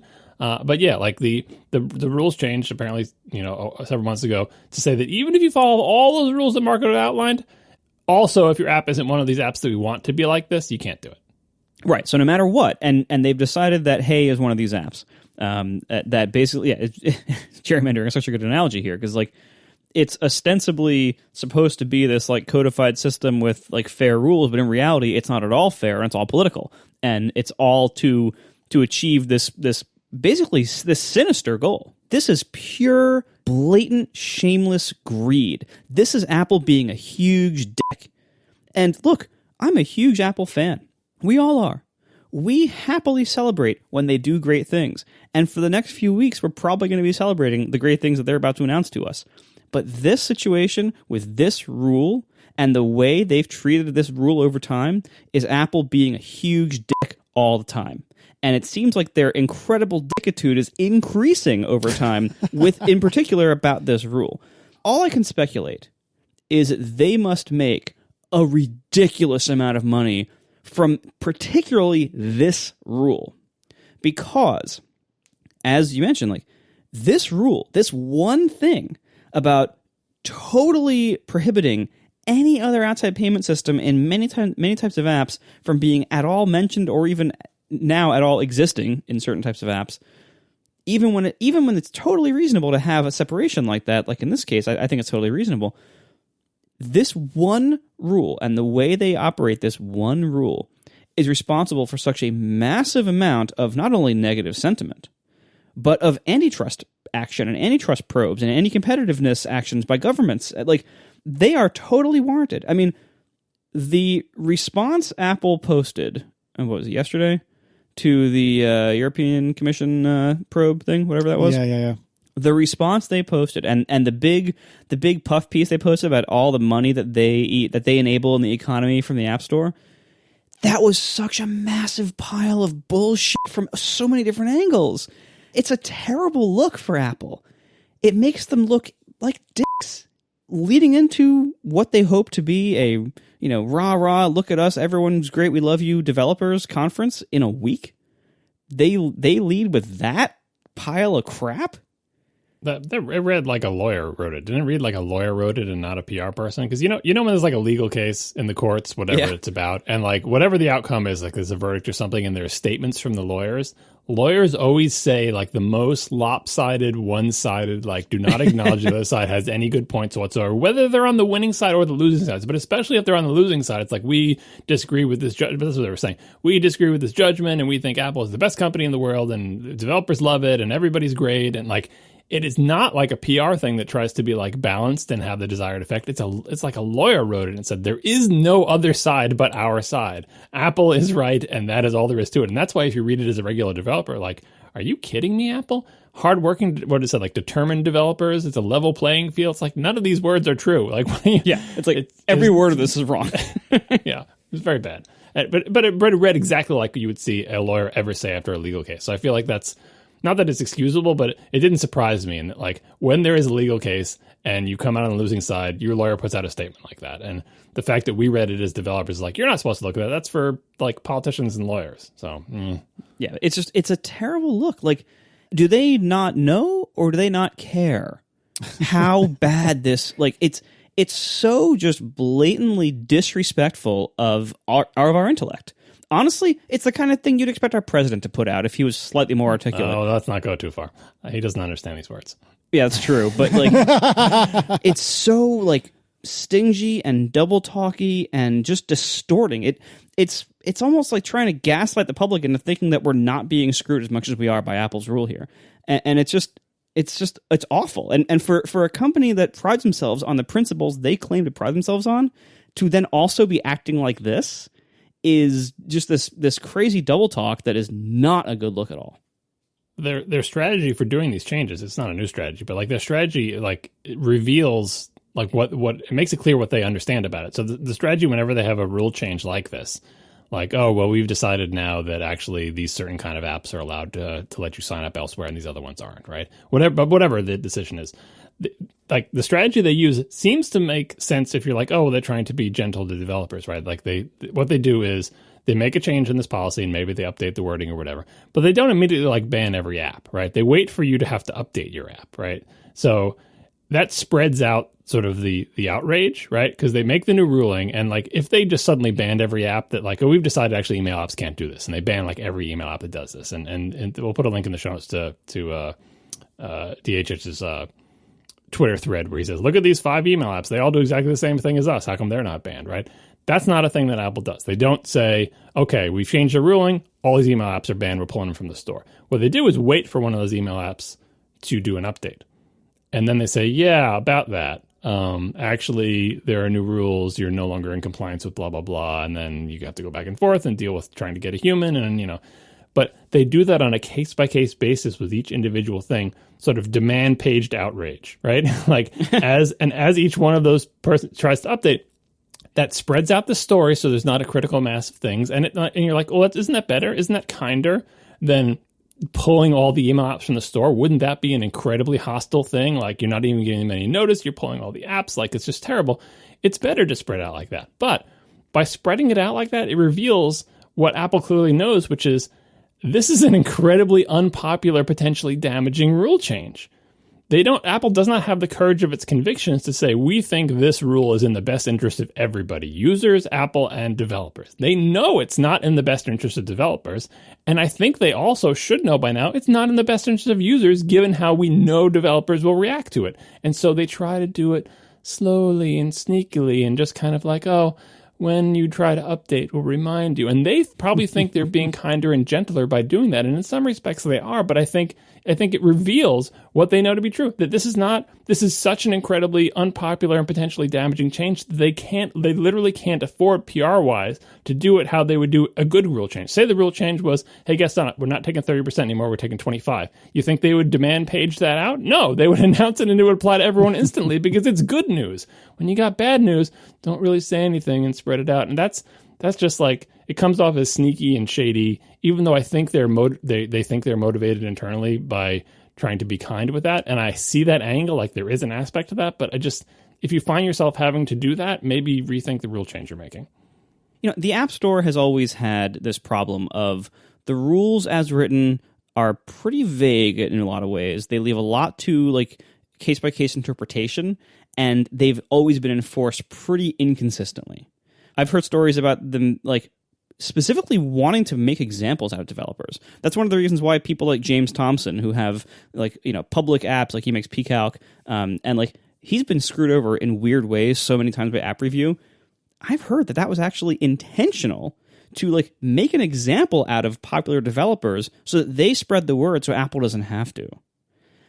So I used to think that like whenever they would have one of these slight changes or negative changes to or the way a rule was being enforced, and they would pick on some developer, I used to think it was just random, or that maybe it was down to like App Review is just a bunch of humans. Maybe some of them interpret things differently at different times, and they just have to get their enforcement consistent, and they were just going to get to it. I no longer think that. I think it's very clear that when they have these like behind the scenes enforcement changes that usually, by the way, and in this case also, are not updated in the like published rules. Like there was not a published rule update a few months ago that made this rule start being enforced differently, but it was. I no longer think that it's just because they like want to be gentle about it or don't want to tell us. I think it's a tactic.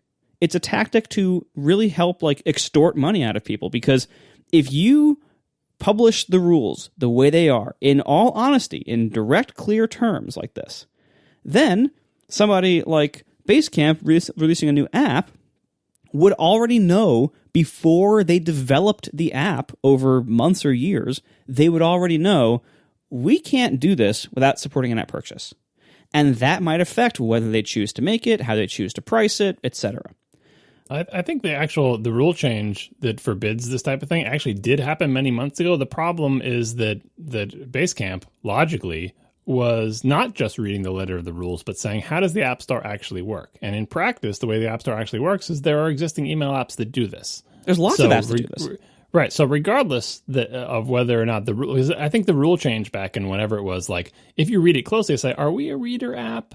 Are we a business app? Like, whatever. Like, those words have been in there. But then you look at the actual store and say, well, it basically comes down to interpretation. It's like, well, I think these rules would forbid our app, but it's open to a lot of interpretation. So let me look at what's actually happening on the store, which is what all developers do, like to do their due diligence. Hey, we have to. Is anyone?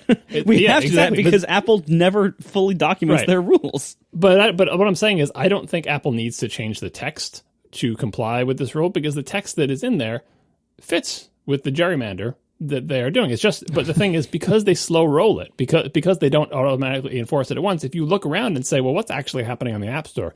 What you may see is, oh, it seems like this is allowed. I see a bunch of other competitors doing the exact same thing. I bet we're good. We'll just watch and make sure they don't change the rules. And you watch and they don't actually change the text. But little do you know that the text changed 3 months ago, And Apple is in the process of slowly rolling out their interpretation of those rules. You think you know the interpretation because you see this app on the App Store already, but really, that developer is going to find out the next time they try to release a point release that they are mistaken about the interpretation of those rules. And like that slow rollout it's so terrible because there's just no way, like, the tools we have are we can look at the text, but then we might have a different interpretation.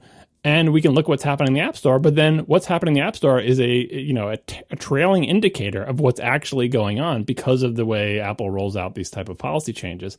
And like I said, I can imagine them thinking they're trying to be kind with this slow rollout, but it makes it just impossible to figure out what's going on. And it just, it's kind of shady. No, at this point, I have thrown out all possibility that they're doing this trying to be kind. I think it used to be that they were trying to be like a little bit weaselly about avoiding bad PR, because whenever you change the rules publicly, if it's going to be in the direction of making things more restrictive like this, it will generate bad PR. So I think they try to just do it quietly and hope no one notices, which is absurd, really, because we will notice. And I think it backfired on them now, because if they started slow rolling out this change in March, it just so happened to have come to the head right now. Like, if they had done the change all at once, they would have taken the bad PR in March. But by doing the slow rollout where you don't really have control over how slow it rolls out because you don't know when people are going to try to update their apps, right? And getting unlucky to essentially like that Hey.com was launching right before WWDC and they're a high-profile app and they have enough money and nerve to say the F you to Apple, right? And by the way, DHH has already testified in front of Congress in the U.S. about tech antitrust issues. So it's like the perfect storm of bad timing. And the DOJ is talking to him again, right? So this is a perfect storm of bad timing. But like, this is one potential consequence of a slow rollout of a rule change. And boy, obviously, Apple can't plan for these things, and coronavirus, I'm sure, put a monkey wrench into all of this. But it's like, not this. Live by the sword, die by the sword. Like, if this is going to be your strategy, this eventuality of someone inside Apple might be mad and be like, how do we let this happen the week before WWDC? It's like, you only have yourself to blame. Like, you were in control of this whole process. You decided to do it this way, and this is the consequence. No, and again, I don't think this is even being weasel anymore. It used to be being weaselly. Let's try to avoid bad press by just not publishing anything and just hope it goes away, right? Like when a kid gets in trouble and they bury their head in their hands, it's like, oh, if I can't see it, then I won't get in trouble, right? Like, the problem will just go away. Like, I think it started out that way, but now I think with this rule in particular, the way they're enforcing this and the way they have been enforcing this, I think it's a tactic because you are able to build your entire business, build the entire app, spend God knows how much time and money building out a service and an app and everything, get it into the store, maybe even get version 1.0 out there, and then when you try to submit your bug fix update, bam, you got to update, you got to issue this right now, or you got you got to add our payment system right now. It's like I think it is now a tactic to be punitive and to be kind of extortiony, to really get people when they are most desperate. And because look, they're trying to launch a service right here. Hey.com, they're trying to launch a service, and instead of being able to launch it now they have a serious problem with the interface that is on probably the most popular device that would be used to access that service. And they can't, and Apple's holding it hostage until they pay up, until they agree to their extortion scheme.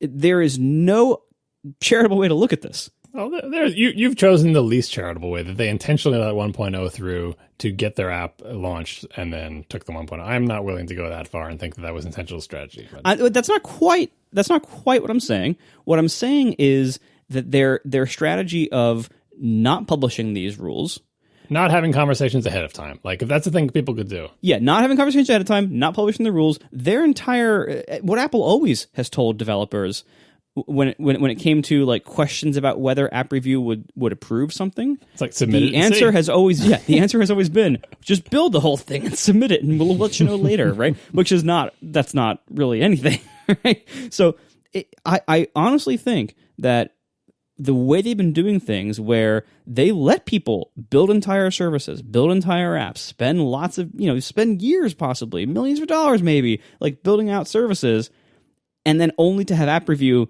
slam the hammer down after they've already done everything, and because their entire economics model rested on the vague interpretation of this rule that now Apple decided to just change their mind on. you have to believe that the result of that much of the time is developers saying, oh, fine, I guess we'll support your 30% now because we have to. It works. So the strategy of being weaselly about this and, being vague and shifting their enforcement over time is profitable for them. I have to imagine this all goes back to one of the big, root challenges Apple faces is revenue growth. Their product lines have been, slowing down dramatically, and the economic conditions of the world are definitely not going to help them out this year. And so they've been driving for services revenue, and it's been working. They've been making lots of service revenue, but services revenue is often consumer hostile or developer hostile or both. They have a significant financial motivation to ratchet up the extraction of money from existing customers and existing developers. So these rules are never going to go the other direction. They're never going to like people always think, every WWDC, they think like maybe this year Apple will lower the cut. They're never lowering the cut. We're just lucky they don't keep raising the cut. Instead, they do search ads. They did lower the cut. They lowered it they did the subscription thing after the first year it lowers. They lower it if your name is Amazon or Netflix. Like, it has happened. Yeah, asterisks, a lot of asterisks everywhere, and not in like a mass way here. This is one of the when you have a significant push for ever increasing aggressive growth on services revenue, the result is going to be increased friction and tension between you and your customers and your developers, because one of the most common and easy ways to get additional services revenue is to just tighten the bolts and extract more for the same thing, or make things more strict, or get more stingy with important stuff to make people want to pay more money to get around it, or that you have to pay to get around it, or in this case that you have to lose more of your revenue to Apple. That's just going to keep happening. There are some services revenue streams that it's beneficial. You look at if they offer some kind of service that people actually want and they offer it at a reasonable price, we talk about Apple Arcade. That seems pretty okay. So, Apple Arcade, $5 a month, sure, we'll pay that. And you don't feel ripped off by paying for Apple Arcade. Like, you pay it if you want to, no one's forcing you, and it's fine. So there are ways to get good services revenue. But then there's also ways that you just kind of put a tax on a system that's already in place, or you use your power over people, or your lock-in or your monopoly power to extract rent from everybody in ways that you're not really providing the value that you're extracting. You're just extracting it because of the position you're in. And Apple is doing a lot of that latter one as well. And I see that only increasing over time. And that's why when I see crap like this happening in the App Store to developers, first of all, I know there is no way that a guy complaining on Twitter, even a very popular guy, or a bunch of podcasts talking about how Apple's being a dick here, is actually going to change anything. They're clearly making way too much money from this, and they're not about to cut into their services revenue, especially not this year. So the only way this is going to change is if governments force them to. And Apple's walking a really fine line with this rule, because this one rule, as I said earlier, has clearly inspired so many government probes and will continue to do so for any functioning government. Ours should be doing it too. I don't know if we are. At least the EU has some kind of functioning consumer protection stuff. So they're doing it at least. But this one rule about allowing alternative payment systems and how, or not allowing alternative payment systems in the app, if that one rule was relieved a little bit, the entire Spotify complaint would evaporate, basically. So much of the antitrust issue with Apple in the App Store would go away with just this one rule being relaxed. It wouldn't even have to be fully relaxed. It could go back to you can link out to Safari for your own payment method and then go back to your app, which would be a huge relaxation of the rule. That alone would probably remove any teeth to any of these complaints, any of these antitrust filings and everything. That would kill it. But they won't even do that. So obviously they're making a ton of money from this, and it's only going to get worse over time. Well, and they're also backed into a bit of a corner. I shouldn't be making excuses for Apple, because I echo what you're saying, Marco, that this seems in extremely poor taste and just mean, just downright mean. But from Apple's perspective, if they've shown all of the services revenue, it's not like they're going to throw it away. I mean, imagine Wall Street and the damage that they would take from Wall Street if all of a sudden they were like, well, we just thought we'd be nice today, and we'd reduce our cut, and we'd allow people to get around our IAPs. And, that's cost us $1 billion or whatever the number may be, because at Apple's scale, it might be that much. And so I just, to your point a second ago, like, why would they ever relax these rules? I think as much as I want to believe that Apple is a company that wants to do right by its customers and do right by its developers, ultimately, I should have stopped with Apple is a company, period. And companies are made to make money. And Apple, like you said, Marco, is making a shed load of money on all of this, and they can't stop making a shed load of money because that's what their investors are expecting. And that's who Tim works for. Tim works for the investors.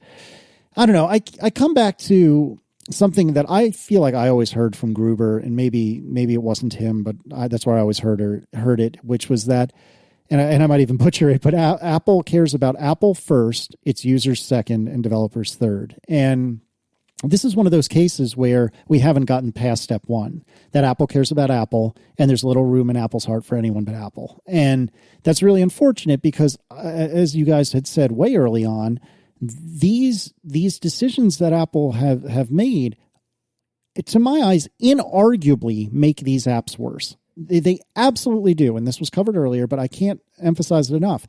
They make the apps worse. But they make money, and that's more important to Apple, which to some degree is kind of why they're there. But it bums me out, and I guess when I get angry is that I like to delude myself into thinking that Apple is a company made up of good people, which is true, trying to do right by everyone. And that's not really as true as I want it to be. They're trying to do right by Apple. And if they do right by other people too, then sweet, that's a good bonus. But ultimately, they're trying to do right by Apple. And I can't necessarily fault them for it, but it just kind of bums me out that this company that I want to celebrate for being just and right and progressive, ultimately, at the end of the day, is still just a company, and it's still just a money-making machine. Yeah, and that's where like the services revenue is so corrosive to that. Like, if you consider like just what they were for the most part before, like just make good product and sell them to you. It's much easier to align what is good for Apple with what is good with their customers and what is good with their developers. If you're just making great products and putting them out there and people want to buy them and then people want to run software on them, that's great for everybody. And that's what they did for a long time. And that's what they still mostly try to do today. But then when you also then try to push into services, you introduce these potentially very corrosive incentives that actively fight against your customers and your developers, but benefit Apple a lot. And it takes a certain degree of probably like self-control, really, to avoid those corrosive influences and to not go down that route as you pursue services revenue. And Apple has messed that up in a few ways. Like I think iCloud storage being so stingy is one of those ways, like the free tier of that. This kind of stuff is just going to keep happening because now if you look at the company financially, they need services revenue more than anything. It is the only area of the company that is significantly growing right now. And if you look at what the product lines have in store and the world economy, being kind of in the crapper right now, they're going to be relying on services revenue for growth for a long time, probably, because everything else they sell is pretty mature. Maybe someday they'll release some kind of AR goggles that'll take over the world in some way, but so far that's not here, and that might not happen. So services revenue is going to be the main driver of growth financially for a while, and they're going to keep ratcheting things down or up. The metaphor is very strange, but they're going to keep ratcheting things to a more painful direction to get that extra money out of services revenue. And sometimes it's going to be things that we want that we're happy to pay for, and sometimes it's not. For a company that spent most of its existence not even having to make that kind of trade-off, that for most of its existence, it could just make good products and keep making more good products and keep making their products better. And that generated their success. So they never really had to develop the muscle for like self-control against the corrosive influences of some of these services revenue streams. So they're really bad at it. I don't know if they will find that balance or if the money's too good for them and it's going to corrupt what makes them so great. Thanks to our sponsors this week, Squarespace, Linode, and Fully. And thank you to our members for supporting us as well. You can go to atp.fm/join to see for yourself. And we will talk to you next week. Now the show is over. They didn't even mean to begin. 'Cause it was accidental. Oh, it was accidental. John didn't do any research. Marco and Casey wouldn't let him. 'Cause it was accidental. Oh, it was accidental. And you can find the show notes at atp.fm. And if you're into Twitter, you can follow them at CASEYLISS. So that's Casey Liss, MARCOARMENT, Marco Arment, SIRAC, USA Syracuse. It's accidental. They didn't mean to. Accidental.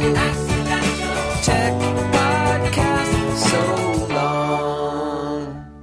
I actually don't necessarily have any need to do an extensive WWDC predictions thing, but I would like to state on record, which is now going to it's going to cause the universe for it to be wrong, because I'm feeling very smug about this prediction. But I just have this gut feeling that there's going to be some pretty interesting developments on iPad, and I think specifically around the home screen. I can't tell you why. As in, I don't. It's just a gut feeling. It's not that I'm trying to hide anything. I can't tell you why, but I think that there's going to be. I'm not sure there's going to be multitasking changes that we all really want, but I think something about the iPad home screen is going to be significantly different this year. Even more icons. Yeah, right. List view for Springboard. I really hope that it is a refinement year for the most part. I know. Oh, I hope so too. I know we probably won't get that, and we just finished talking about ARM Max, and that's an architecture transition is not a small deal. But in a way, it helps to do that transition if the OS is fairly stable otherwise. Hopefully, at least on the Mac side, I really am hoping for a stability-focused year. Every time I see any major new Mac feature, it concerns me now. Because I'm first of all, that means they didn't fix a whole bunch of bugs they could have been fixing at that same time. And then second of all, the Mac features are so often really buggy and half-assed for the first few years that they're out, possibly forever that they're out. Please stop touching the Mac in most ways and just refine what's already there because it needs it. And then for the other platforms, I'm hoping for a refinement year as well because iOS 13 kind of sucked for a while. The only platform I really hope to see major progress and changes on is watchOS. Because it needs it the most still. watchOS is still so primitive and limited in what apps are allowed to do. SwiftUI helped a lot, but there's still a lot more to go. And SwiftUI itself, I hope gets a significant update for its second year. But yeah, I forgot about Catalyst until this exact moment. Well, I think we'll get Catalyst versions of the message. Speaking of not touching the Mac, I really hope they do replace the Messages app with one that has feature parity, even if it's a quote unquote worse app, because the current non-Catalyst message app is no great shakes on the Mac. If you want a real stability, this is something I think we haven't talked about on the show, and I haven't heard talked about anywhere really. But if you're okay, I want this year to be a stability year where we just do refinement and stuff. The best way to do that? Don't do an ARM transition this year.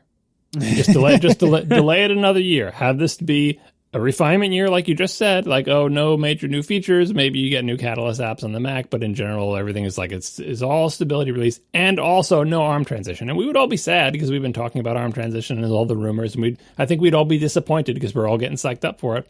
But that would sure be a more stable year than, oh, by the way, architecture transition. So I'm not rooting for that, but we have to put it out there as a possibility, again, especially with coronavirus. And it could be for uninteresting reasons having to do with manufacturing that really isn't Apple's quote unquote fault, or they just, got cold feet and pushed it out another year.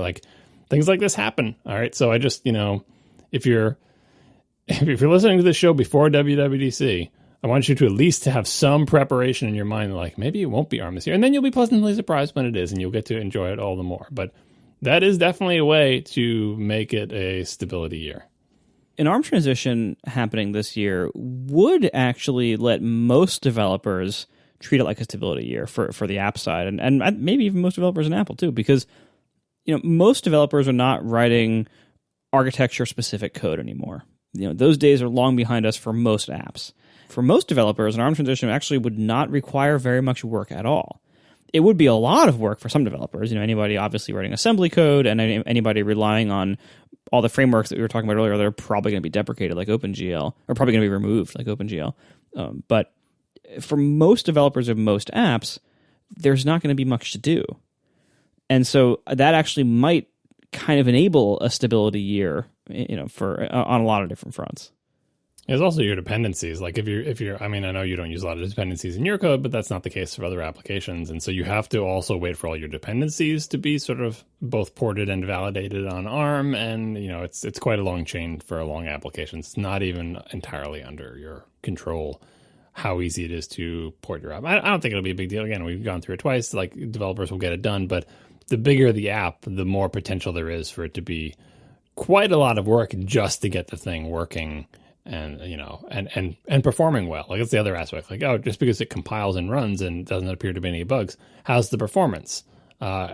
Presumably these new CPUs will have very different performance characteristics. Some for the better. It's like, it's much faster than it was before. I didn't have to do anything. But sometimes, depending on how Apple optimizes the libraries or how the libraries you're using are optimized, or maybe if you're a big company, you wrote a bunch of stuff yourself that was tailored for, not with assembly code, but tailored for what you know to be the strengths and weaknesses of the x86's vector instructions or whatever, could be very different on the ARM stuff. Or it could be that the ARM CPUs, like, to get the best performance, you really have to use this new API that uses the built-in neural engine or something because it doesn't have, the generic hardware to do what you want to do. Anyway, the stuff is always more complicated. Hopefully for, the pitch for small developers, like, look, you'll be able to port your app in like a day. It'll be up and running, and then, it shouldn't be a big deal. But companies like Microsoft and Adobe, changing anything of that in that giant house of cards is always going to be quite a headache. Luckily, they have a lot of money and people, so I'm sure it'll work out.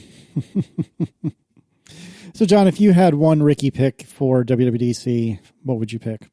I don't know what you mean by that. I refuse to acknowledge gags from other shows. Fine. If you had a risky pick that you would like to pick for WWDC, it's for nothing but bragging rights, what would you pick? I don't know. Like, I think I already made mine of predicting x86 emulation on ARM. Let's see. I'm obviously I haven't really been keeping up with the rumors because I've been believing the ARM transition ones, and I'm like, that's more than enough.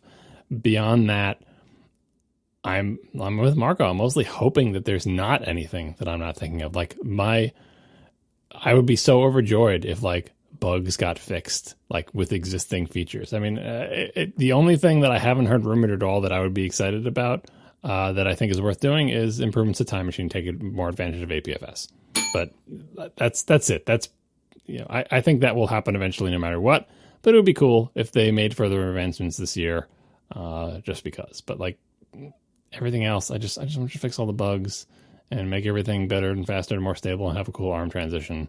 And all the iOS and iPad stuff, that'll be cool too, but it doesn't really affect my life that much. So yeah, that's all I got. I got x86 emulation on ARM and Time Machine improvements for APFS. Those are pretty good. I hope that if they do any kind of significant Mac features, which again I hope they don't as well.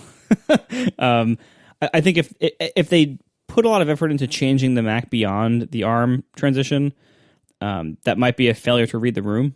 Like what most Mac developers want is stability. The Mac has been suffering in that area for a while. But one thing I would hope for with the Mac is if they do touch it at all, if they insist on touching it, I want to see some evidence that Catalyst can be used to make a good app. We have yet to really see much of that, including from Apple's own apps. Like, I know people are picking on the new developer app being pretty crappy on Catalyst. It seems so far that Catalyst still is nearly impossible to use well, even for Apple. And so I really hope that we get some kind of progress on that front. If this thing is ever going to be good, we should see some progress towards that direction. Like I was complaining earlier, like when the Touch Bar first came out, it was pretty mediocre, and then nothing ever has changed about it. It has never gotten better. I hope Catalyst doesn't follow that same path. Like, if you're going to have this thing that came out really crappy and really mediocre, like, let's see some movement in the direction of being good. It wouldn't take a lot, I don't think, to like, but it seems like they're doing almost nothing. So I hope, I really, really hope that, Catalyst version 2 is better. And beyond that, I'm hoping at the framework level, Swift UI should get a lot better. It's wonderful as a 1.0, but it would be a lot more useful if a lot of limitations were lifted and a lot of bugs were fixed and performance issues were solved and everything like that. And then on the watchOS side, I want everything to be burned down and started over, as they, not only as I wish for every year, but as they do every couple of years on watchOS, they actually do it. This summer I've been using the Apple Watch significantly, as I mentioned earlier. It's always shocking to me, like how weird of a platform it still is for apps, how limited it still is, how buggy it still is, even with Apple's own built-in apps. Like, does Apple use AirPods with Apple Watches to play music frequently? Do they know, like, there's tons of bugs with, like, one ear having its volume set to 0 all the time for some reason until you adjust the volume, then it goes back up? Like, there's, like, weird bugs that you would think they would run into. But anyway, the watchOS stuff, I'm always going to have a massive wish list because it's always going to need a lot of work. So I'm hoping for some big improvements there. But everything else, please just do stability releases. The watch doesn't need it because it's already so unstable. There's no expectation. Is everyone in favor of Catalyst messages? Because I totally am. Even if it is just as bad as current Catalyst apps, I just want feature parity. It annoys me so much that there's things I can only do on my iPad and iPhone through messages. Such as? Like do all the screen effects and be able to see them and add little, like, it doesn't have feature parity. It's just not as good as, it's not as capable as the iOS version. And I know if we make a Catalyst, it'll be worse in a bunch of ways than the Mac app, but Catalyst will mean, in theory, I'm assuming, that it would actually have feature parity. And so that way it could go in lockstep with the iOS version. So if they add some feature to messages, it will come in both of them at the same time instead of having this lag or whatever. And honestly, messages could be a better app overall, right? So I share Marco's hope that Catalyst apps get better. I think they will because, it was the first year for Catalyst. It was bad. We all know it's bad. The apps are bad, right? But, year 2, if Apple's going to continue to have this be a thing, I'm sure it will improve. And I'm hoping that the apps that they bring, and what's the other app that desperately needs to be ported? I forget. So we got messages, and what's the other one that everyone keeps having rumors about? That was it Maps? Or is Maps already Catalyst? No, it's not. Anyway, this type of situation, like the whole thing that Catalyst is made for, that there's something on iOS that wouldn't be on the Mac at all, except if there's a way to get it there with you reusing the UI code. That's one of the reasons that Catalyst exists.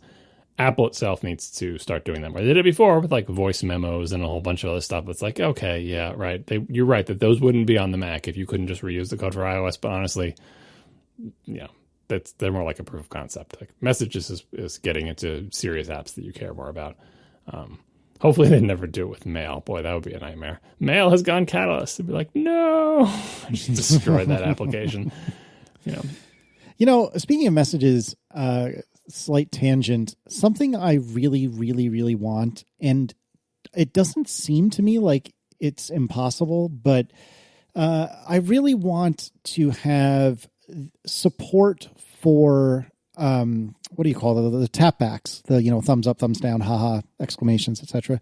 I want to have support for those in mixed format group messages when they're text messages. So, Erin's entire family is on Android phones, and we have a couple of group texts with members of her family, and it is not unusual for the iPhone users, which is basically Erin and me and our future sister-in-law, to, thumbs up a comment or thumbs down a comment or haha a comment or whatever the case may be. And because it's a group, I guess it's not strictly speaking an SMS, I guess it's a group MMS message, what comes out is liked, I'll be there soon. Like the words liked, I'll be there soon, instead of the message that reads, I'll be there soon, having a thumbs up on it. And it seems to me. It says Casey liked, I'll be there soon. Casey laughed at, I'll be there soon, right? Isn't that what it says? I don't think it doesn't attribute it as Casey said, I don't think. And I'm not going to try to look it up now. But one way or another, it's clear that it took the verbatim message and put the word liked and then quotations around it. and so I feel like this is a solvable problem with computers today, that we could look back at prior messages and see if anything matches verbatim, and see, maybe we should just throw a tapback on there if you're an iOS or, Mac OS person. I really wish that worked. That would be very, very nice, because it's very, very annoying. But this is the thing, like, for all of the incredible things Apple does in general, and as much as we poop all over them, the Apple software developers seem to be a pretty smart, pretty talented group. But I think to my eyes, one of Apple's bigger problems from a software development point of view is how unbelievably myopic they are. And the quintessential example of this was how great Apple Maps has always been in the Bay Area, but has been utter garbage, was utter garbage for the longest time everywhere else. And hey, guess what? If everyone is working in the Bay Area that works on Apple Maps, it's going to be great there, and it's going to be garbage everywhere else. And so one thing I hope that comes from this god-awful pandemic is if Apple were to, somehow actually start to acknowledge that there are other parts of the country that exist, and hey, people might want to live there, then maybe things like that will get better. And so this relates to my messages complaint, because I would bet that most of these Apple engineers just don't really exchange text messages with Android people that often. Or, why else would this not be a fixed problem already? And it's just, that sort of thing just really chaps my hindquarters when it's something that's a real bugbear to me with Apple software, but because it's like just barely off the happy path, I suspect that nobody at Apple has ever seen it. I think tons of Apple people have mixed conversations with people who don't have iPhones. It's the same reason you do. Like, they may work for Apple, but it doesn't automatically mean their entire family works for Apple. Like, I understand their constraint, like your idea of like, oh, if you see a verbatim message with the word liked in front of it, but that obviously doesn't work. What if someone legitimately types a message like that and like, where did my message go? Oh, it turned into a thumb because you happen to, there's all sorts of like, you're limited by the SMS network, right? It has very limited bandwidth. You don't want to put inline stuff in there that comes out as garbage on non-iPhones. So I understand the problem. And obviously Apple's solution is that everyone should have iPhones. But in the meantime, you, Casey, can solve this problem by typing different things. Use your words, Casey. Don't just communicate with a little thumb.